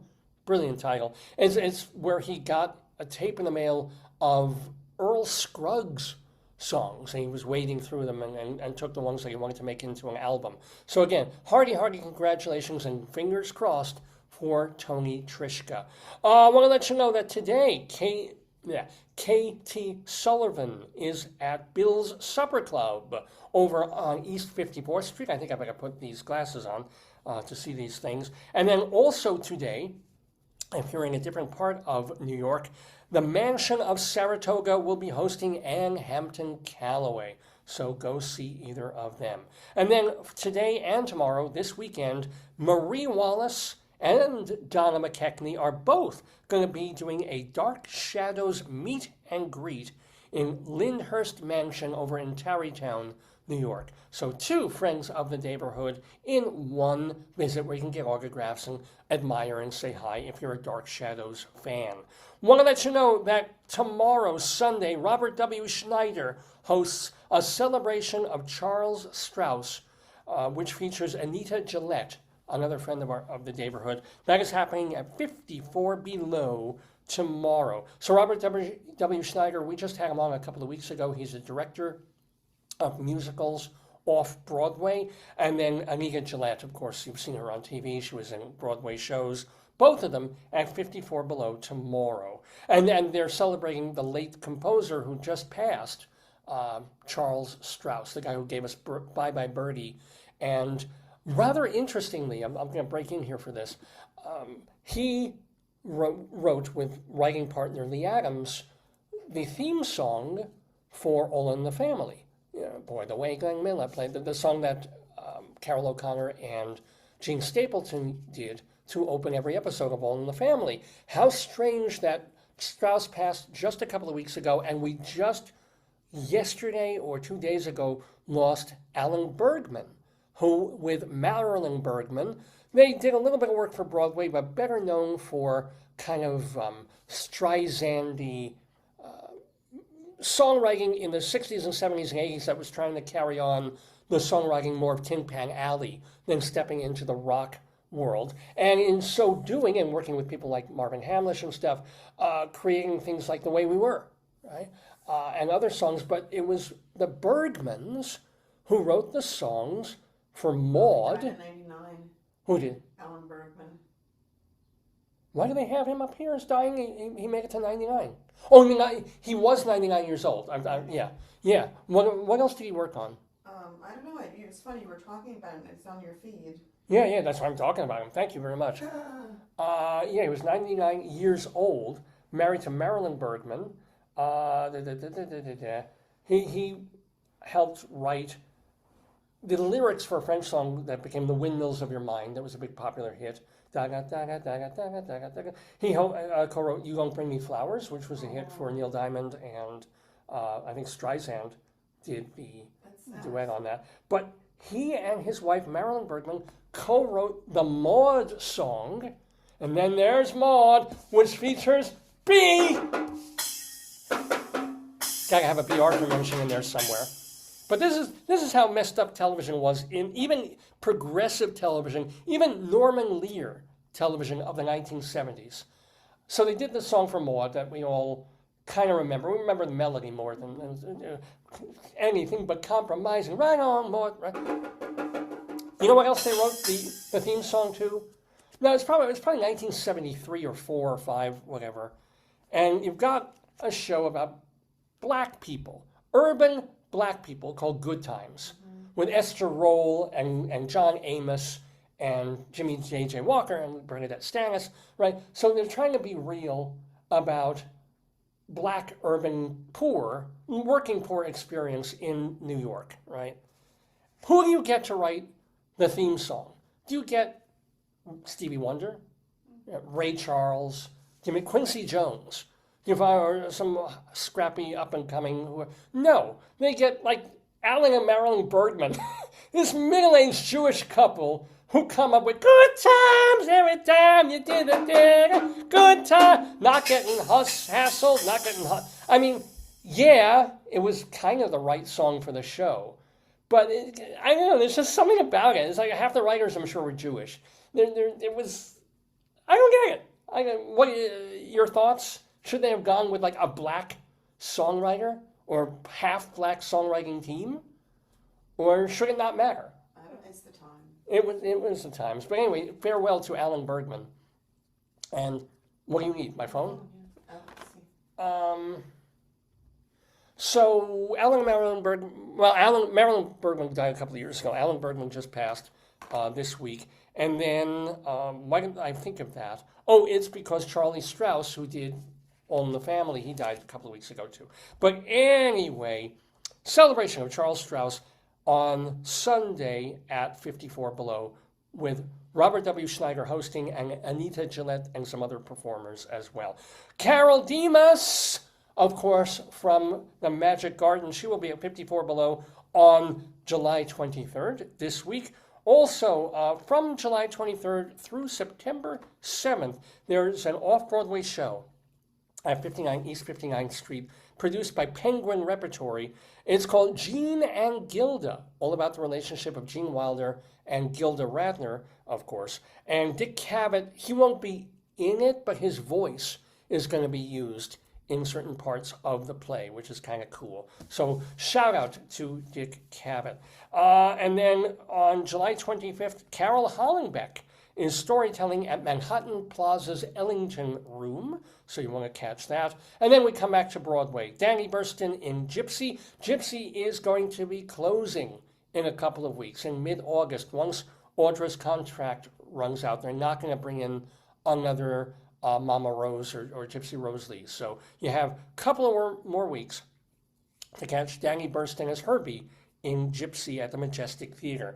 Alan Menken wrote the music for Broadway's Aladdin, as well as the music for off-Broadway's Little Shop of Horrors. Michael Guerin plays piano at the Roxy Hotel all week long. Vince Giordano and the Nighthawks, they play 2 shows on Monday and Tuesday nights, 4 shows in all at Birdland. And of course, Jim Caruso's cast party every Monday night at Birdland. Get your tickets at birdland.com. StageBuddy.com is a wonderful website founded and edited by our friend Evan Seplow. David Sheward writes for CulturalDaily.com, TheaterLife.com, and, of course, TotalTheater.com. That's the one you should check first. And then Vicky Quaddy doing her Chicos out in Chicago. Late Night Catechism and Are You Smarter Than Your 8th Grade Nun? Charlie Gross and Leslie Hoban Blake, they co-host the theater review show 2 on the Aisle, which you can see on YouTube. And then want to give a shout out, why not mention that Tony Orlando does a show on terrestrial radio, WABC 770 AM in New York, Saturday nights with Tony Orlando. Give it a listen tonight if Tony Orlando dawns on you.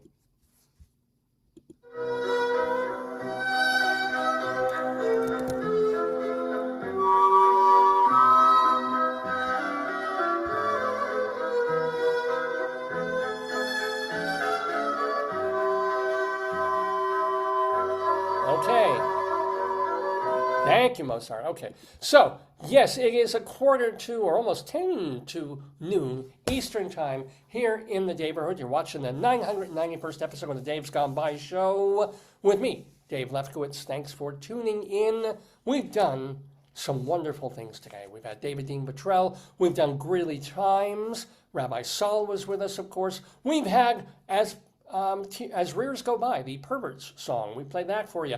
We had StoryTime, learning all about presidents. I talked about the word devise. We've had marvelous time today. So let's ruin it with a limerick, a short, horrible, terrible poem based on a place in Colorado. I've been doing them for years now and trying to bring you one new poem a week. A 5-line limerick that is based on some town, some city, some unincorporated tiny little ghost town, anything I can find that I can try and rhyme for our Colorado Limerick of the Damned. A limerick is a comic verse of 5 lines, in which lines 1, 2, and 5 will end with words that rhyme. And likewise, verses 3 and 4 also end with words that rhyme. So this is a limerick. Rocky Mountain,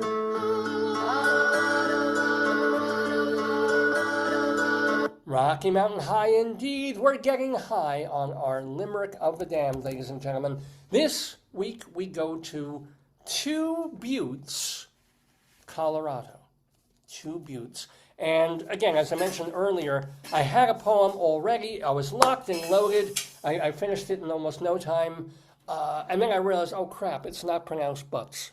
It's B-U-T-T-E-S, just like Butte, Montana. And I had to throw out my limerick. Maybe I can repurpose it somehow. But amazingly enough, I came up with one that is just as, if not more, tasteless, horrifying, and disgusting. That's just what I do. So let me tell you a little bit about Two Buttes, Colorado first. It's a statutory town in Baca County, half a square kilometer. And according to bacacounty.gov, the town was founded under the formation of the dam at Two Buttes Creek, and so making the Two Buttes Reservoir, which I guess it's a creek with cheeks, if you think about it. See, that worked better with a butt joke, but then the pronunciation got me. It was incorporated in 1911 and had about 2,000 people living there in its heyday. Now there are roughly 40 people living in Two Buttes. It has a reservoir. Why is that for reservoir? Oh, yeah, children, families. You can do boating, and there's a swimming hole. I don't know what her name is, but there's a swimming place called the Black Hole. That's what they call it. And this is actually really cool. In 2010, according to Wikipedia, or maybe it was the county gov thing, a couple of kids were dumpster diving in the town dump. And what did they find?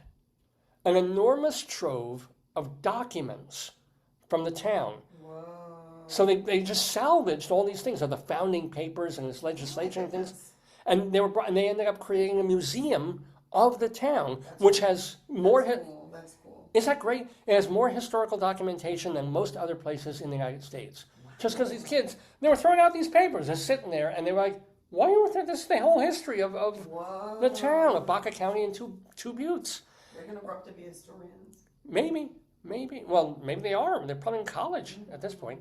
In 1970, and I kind of want to read this, an author and journalist, Sonora Babb, wrote a book called An Owl on Every Post, a memoir of her growing up in Two Buttes. And it was not fun. It was an isolated, dirt-poor, homesteading pioneer with nobody there. I mean, it was just like nothingness back, we're talking, when she was growing up in the 1920s and 30s as a child there. The book has been likened by critics to My Antonia. So make of that what you will, by Sonora Babb, An Owl on Every Post. Well, anyway, it's time for me to post my Colorado Limerick of the Damned for the Colorado town of Two Buttes. No ifs, ands, or buttes. I'm banging two babes from Two Buttes, as sleek and as limber as newts. The first I call Fucky, the other one Sucky, but really they're both prostitutes. Couldn't get through it. Could not get through it, ladies and gentlemen. Again, if you have complaints, and I'm sure you do, send them to davesgoneby@aol.com, davesgoneby@aol.com. Plus, you can message me right on Facebook or post right on our Facebook page, Dave's Gone By. Do remember that I have a Twitter feed, Radio Dave 2. We also have an Instagram page. We also have a Blue Sky friggin' page for all the people who left X for Blue Sky. And we have the Twitter feed I mentioned. Rabbi Sol has a Twitter feed too, by the way, at Rabbi Sol Solomon. Just check all these things, although I generally take the same stuff and put them on all these different platforms in the hope that they will pollinate and grow and be spread like the virus that this show is. And remember, archive.org for our archives of every episode as well as all the interviews. Remember, castbox.fm for all our audio archives. Remember that we do have our Dave's Gone By Facebook page. All our material there, except for the stuff that has been blocked for copyright issues of other people's music and things, that, so I would say about 80% of our history of Dave's Gone By is on YouTube as well, with sometimes some things blocked as part of episodes or whatever. Still, the best place to go is davesgoneby.com. Well, I think we covered everything that we need to cover with 5 minutes to spare. So, hon, is there anything that we want to talk about? Anything that came up? Anything interesting? We didn't do it yet. We did not do it. Oh, I didn't even bring a potato to today's show, but we got to do this week. We have a plant yourself a tomato plant. And this week we'll do it. We'll get her going, because it'd be great to actually have a little tomato thing growing tomatoes. Would love that. You know what I would like to talk about?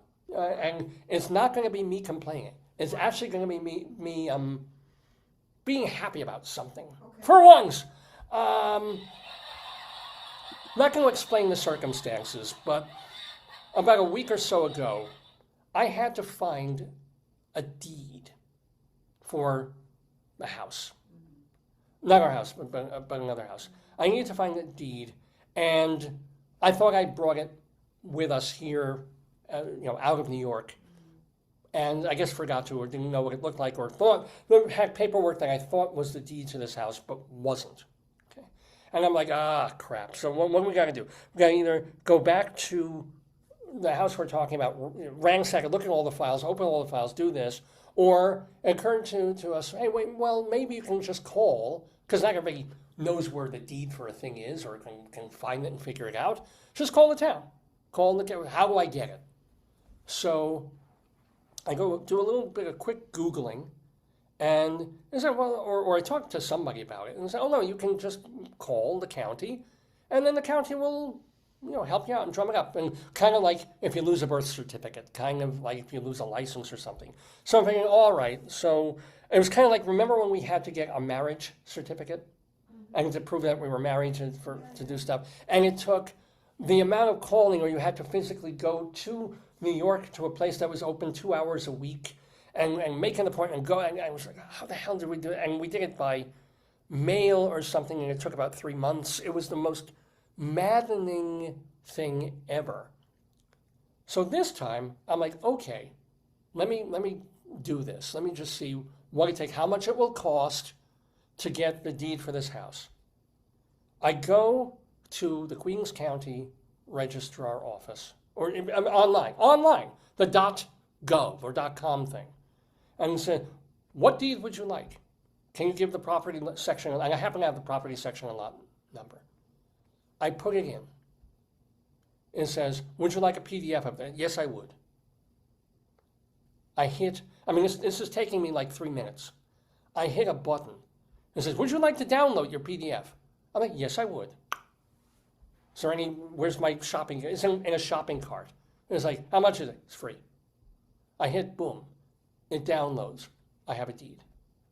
Why can't life be like that? Why in 2025 is everything so complicated by bureaucracy? Right? But this was beautiful. This is exactly how we want computers to help us, the internet to help us, how we want machines to work, how, with everything online and available. But this is sad music. This should be playing klezmer. This is like, they've actually figured out a way to really make life, a complicated thing, incredibly simple and easy. There we go. Now, I think that's it.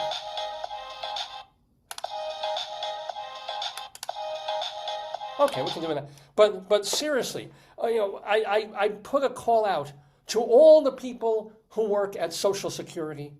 I put a call out to all the people who have birth certificate records, marital certificate records, car things, trust and will things, right? Just like learn Learn from this county thing where you want a document that was published, this house has been owned by people for decades.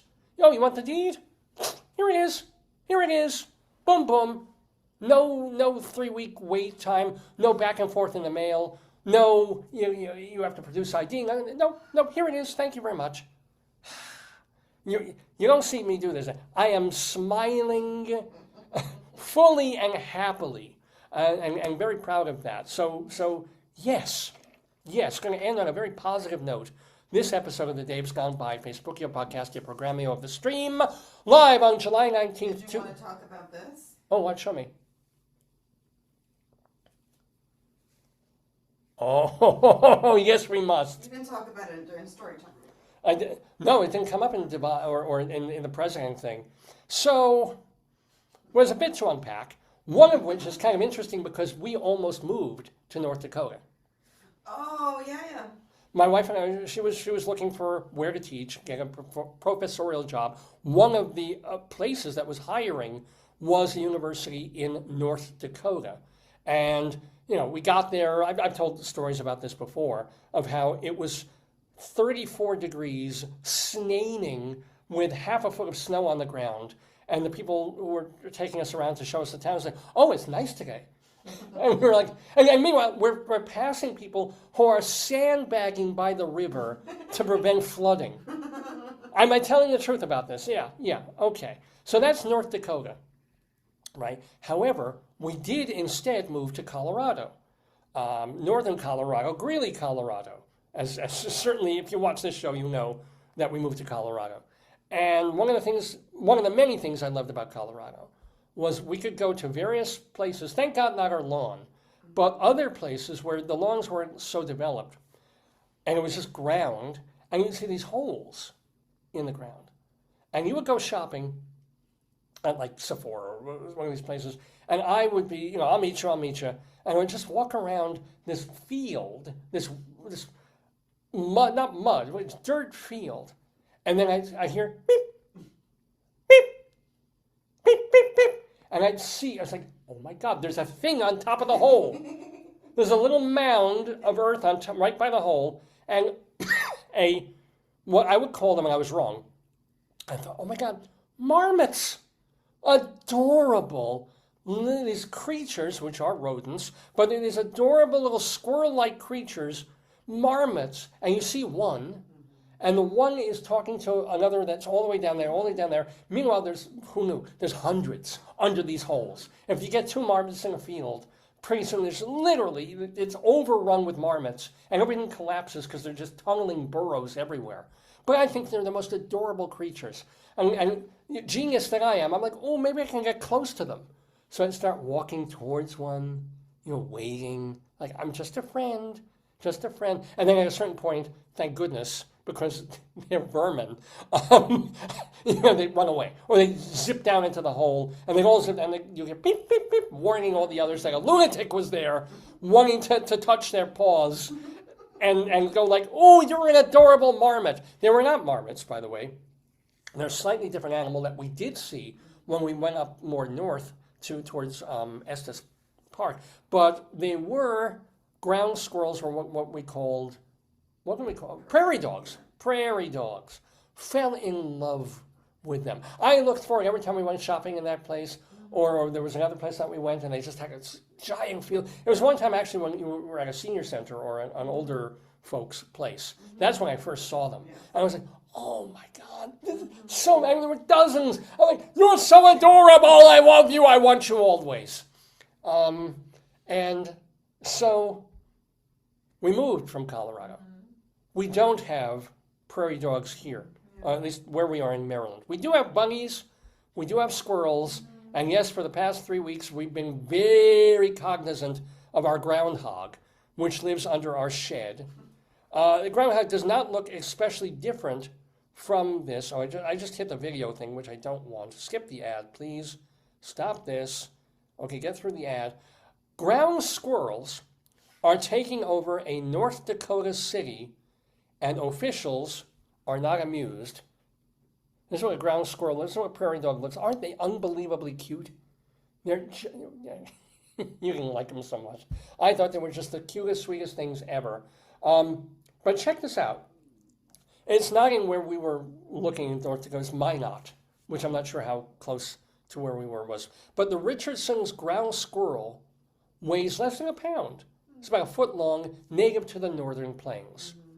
Little creature is also a ferocious tunneler, and it's exasperating the people of Minot, North Dakota, where it's burrowing everywhere from vacant lots, true, we know this, to the middle of town, and growing more plentiful over the last 2 decades. Now the city is the 4th largest city in North Dakota. They're fighting back, but it's going to be difficult to turn the tide against this rodent. Joshua Herman said fighting the squirrels is like one guy standing against a massive storm. If I'm trapping but my neighbor isn't, he says, well then, we're not really going to get anywhere with it long term. Ground squirrels have been an issue. I was thinking of like 50,000 people here for at least 20 years, but somehow it's gotten much worse. It's unclear how many ground squirrels live there, but it might exceed the population of the town. Wait, I thought there was more of it.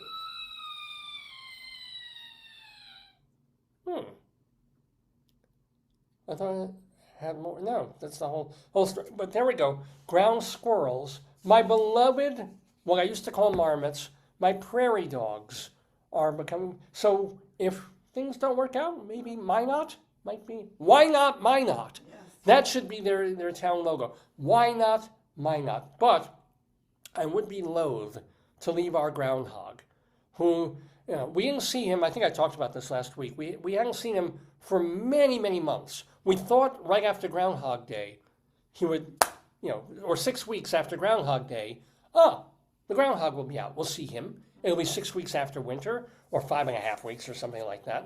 But no, not a trace of him in March or April or May. So we assumed he died or moved on. No. For whatever reason, at the end of June, suddenly, I'm like, literally, you're in the other room. I'm like, Hun, look out the window. Hun, he's back. And you hate him. You just hate our groundhog. Didn't you like the movie Groundhog Day? Didn't like the movie Groundhog Day. And of course, there is a problem with having rodents and vermin near you, living nearby.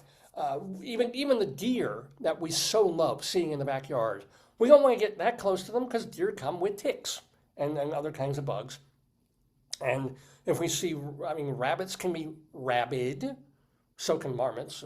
So, yeah, there's issues to having wildlife in your backyard. But if they stay away from me and I just get to look at them munching our grass, eating our nice flowers and vegetation, ruining our lawn, but just doing what they do is part of the beauty of living in this place.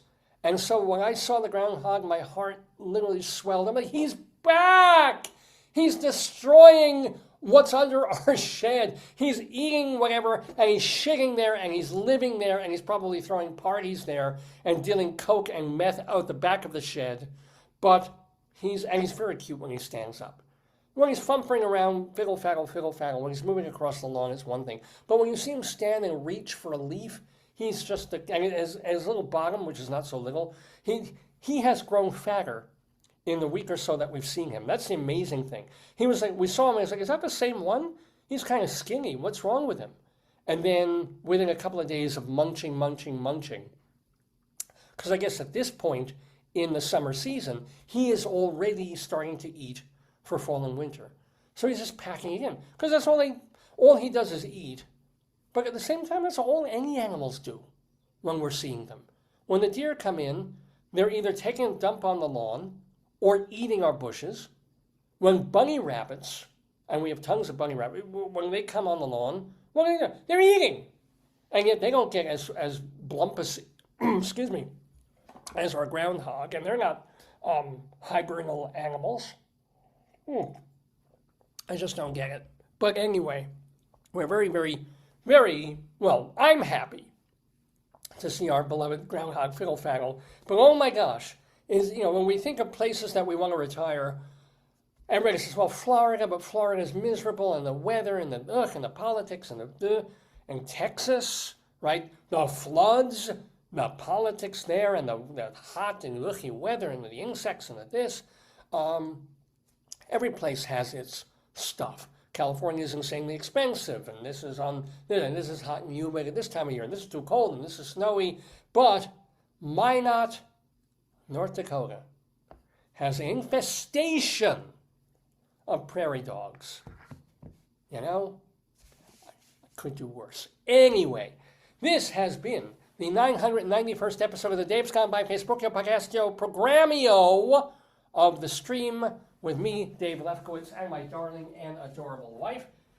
We should be back next Saturday with the 992nd episode of the show. And yes, in the back of my mind, I'm already starting to build towards what the hell are we going to do for episode number 1000. I just don't even... We have how many left?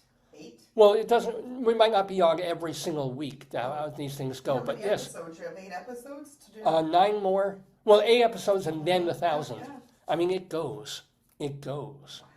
I have no I want to clue. get the balloons for it. That'll be pretty. That would be so cool. The gold balloons and stuff. And it's just really make the whole room and that's what just I like. move this thing around so I can sit in different places. Like an arch, like a little arch with balloons and stuff. Wouldn't it be hilarious if I died during week 999? It's like you have to go on and say, well, folks, Dave Hogan wanted me to do this, and I have all the scripting ready, and you have to read like a horrible, disgusting limerick. And I make you sing like a song about pedophile predators or whatever, and just everything, and you have to be like, it's in the will. Dave made me do this, and now he's dead. Thank God. I think you should do it on location somewhere. I know. I really, really want to. If not, if the weather's nice outside, maybe. It would be hot or cold. Chilly. It would be autumn. Well. August, September. I'd like you to do it on a beach or somewhere like that. That'd be fun, right? Well, we could do it from New York if we happen to be there. And if you guys have ideas, if you have thoughts of what should we do for our 1000th episode of the Dave's Gone By Facebook podcast. I think you should do. We should go back to WGBB in New York. Wow. I think like to rent 3 hours and just go back to the old way, the way you first did it. You should to me that's the yes. I'm freezing for some reason. My video is freezing here. I can't see. Give me your phone and look. Ouroboros, right? Ouroboros. Beginning and end of the thing, yeah. No, but that's actually a brilliant idea, and it's not even in Babylon anymore. GBB is now closed. It would have been like a 5-minute drive from where we were living. But all the months I was there, they were in frickin' Babylon. The feed seems to be okay now. I'm going to see on that. Yeah. But anyway, we're ending the show anyway. But if you have ideas... Steve Herbst said, nice to see you again.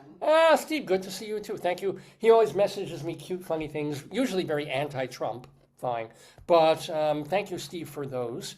And thank you, Stephen? Oh, he said... Yeah. Oh, look at that. He said, invite me back for your celebration if you're here in New York. Oh, my. I think if you did it in New York, you could have a lot of guests. Maybe rent it or get a small theater, do it live? WGBB. No, you have people come to the studio and be on the studio. Be on the show. Like your New Year's show you used to do there. You used to have people come in. Yeah. And it'd be right in the middle of Long Island. It's literally the South Shore, yeah. If they're in New York, they could... There's the, not Metro North, there's the Long Island Road, and then a lot of people live in Queens or... it's really accessible. Quiz with partially people in person. Yeah. Maybe do it. Maybe grab if they're still doing that gospel or they're flipping the dial, try and get from midnight to 6 a.m. Trevor. Yeah. Talk to Trevor. Mm-hmm. That is an idea. But I think I like that. You begin where you started, right? I know.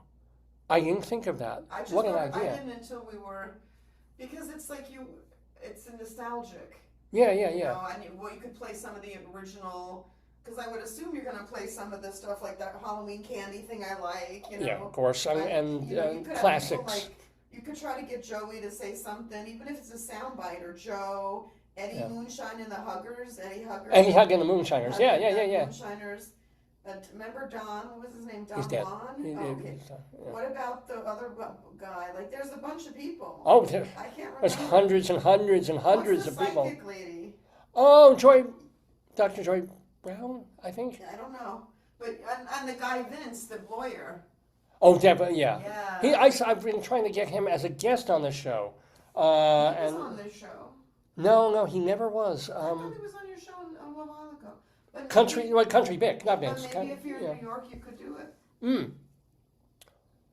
There's an interesting. But I would still do it as video. But I would do it from the studios. No, you would do it as video. But I could, if you show me, I could like even use my laptop and videotape you on Zoom. Right. We Well, do the same thing we're doing here. yeah. I'll just be like a board. Except we shoot the camera to face you. I don't know how to. We'd have to figure out. Maybe Evan could help you with the camera. Wow. But you can take a live video and stream it. Absolutely. What I'm doing now. Yeah. That's an idea. Yeah. That is an idea we might want to consider for that weekend. I could use my new computer. It's a camera. It's a tablet camera. Right. Yeah, but you can't. You have to put it down on something Or you to. probably get like a stand like this, Oh yeah. or even the phone. Maybe I don't know. We'll have to figure it out. Oh yeah. Well, I'll still have my computer broadcasting live on Facebook. I would just also be going out on. But I could also yeah. I could also just video with a video camera or a tablet and take other pictures too. Wow. Yeah. What a You cool. could have like a little green room where people say stuff, or get a wall where they write things on and we save it. You know, like a. Oh. Yeah. If they visit. Is like there a physical place still there? Yeah. That's the point. The thing is, good and bad.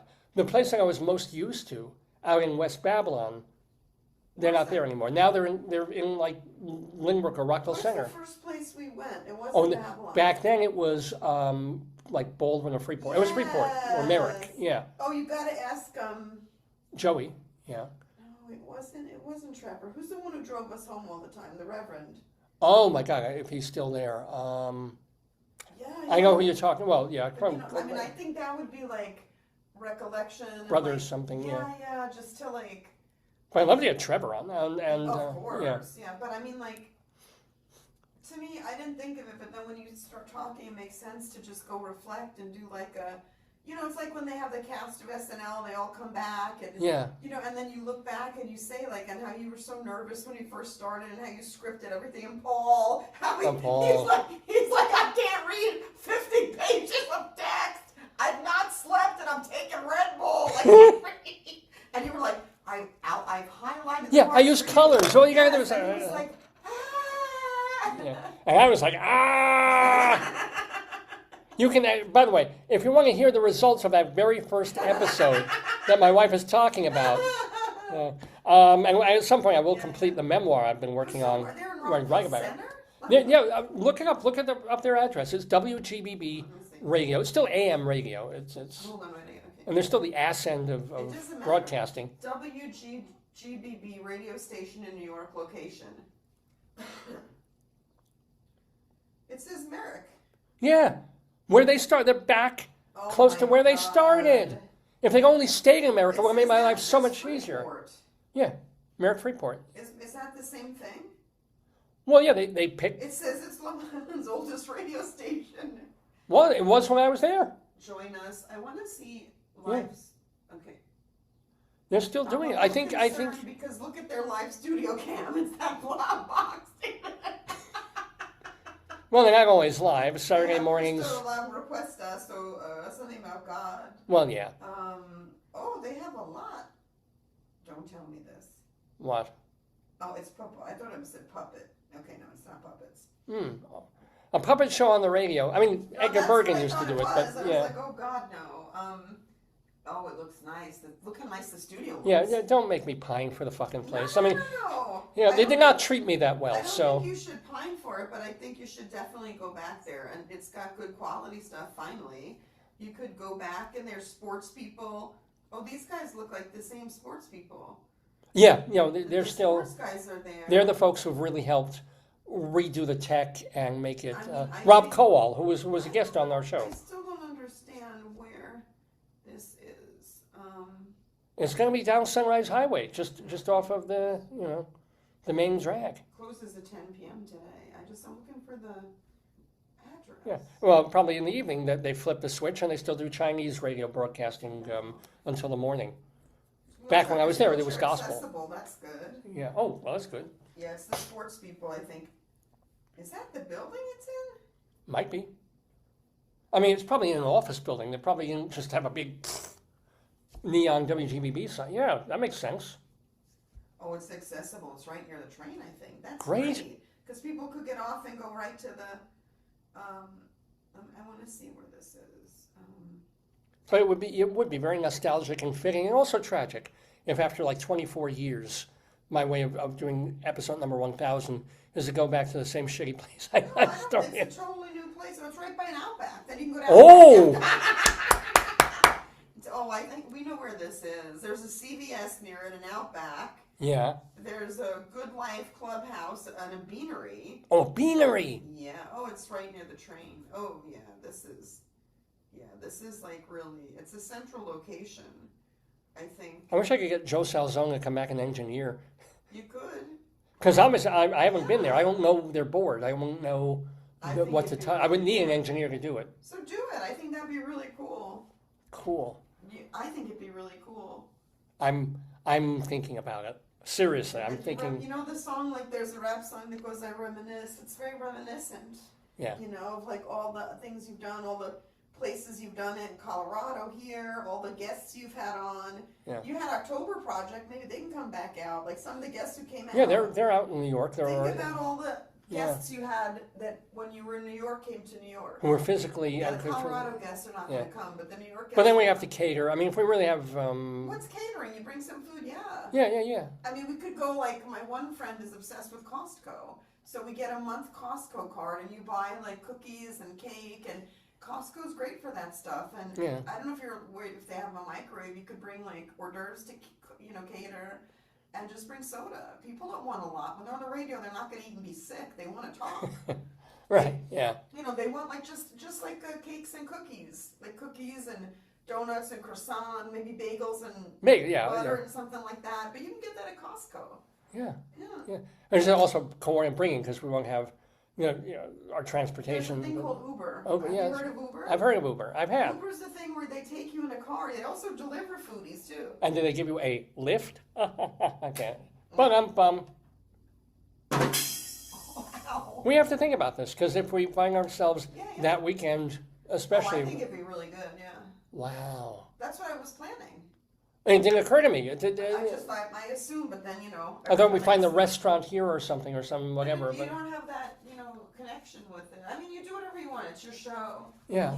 But I think like going back to and then reminiscing of all the different stuff, like the decades of show. Right. I gotta think about it. I will. Seriously. I thought it'd be fun, and it's not that hard to get foodies. Like. Oh no, I'm not. I mean, I don't think that's like if you want, we could order or get something like bagels and cream cheese from Costco. And get a case doesn't have to be, of but it's a one-time thing. So if we have to or spend just, for like, a Target place or and get order ahead and get just get like a lot of soda or some water or something, I mean, and for this show, my guess, if we get some stuff like second day bagels and expired food, we scrape off the green. No, you can't because you can't make people sick. I won't do that. What do I do every week on this program but make people sick? We had a song about a guy buying a rape van to molest 9-year-olds. Plus, we talked about a guy hooking up with 2 women who were or at least behaving like prostitutes for a poem. I mean, that is Dave's Gone By in a nutshell. And I'm the nut who is shelling it to you. So, what a cool idea. We may do that. We'll keep you posted, of course. But before we get to our 1000th episode, we still have to do our 992nd. And that, good Lord willing and the creeks don't rise, should happen next Saturday here in the Daverhood. Have a great one. Enjoy the waning days of summer. Didn't I tell you that after July 4th, everything starts to feel like, oh my God, it's autumn already. All the academic stuff is happening and cranking up, and people are dealing with the next semester, and we go into the Walgreens or the Target, and half the shelves are Halloween, and Marshalls and Home Goods. Halloween, Jesus Christ! It's not even, Simcha Torah yet, whatever. But tis what it is. It's still summertime out there. Enjoy it, and I hope you've enjoyed this show and gone by.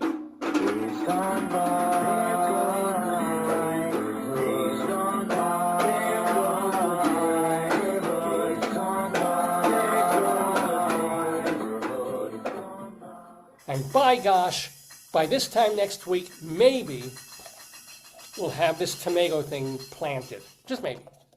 We'll see you then. Tune in to find out.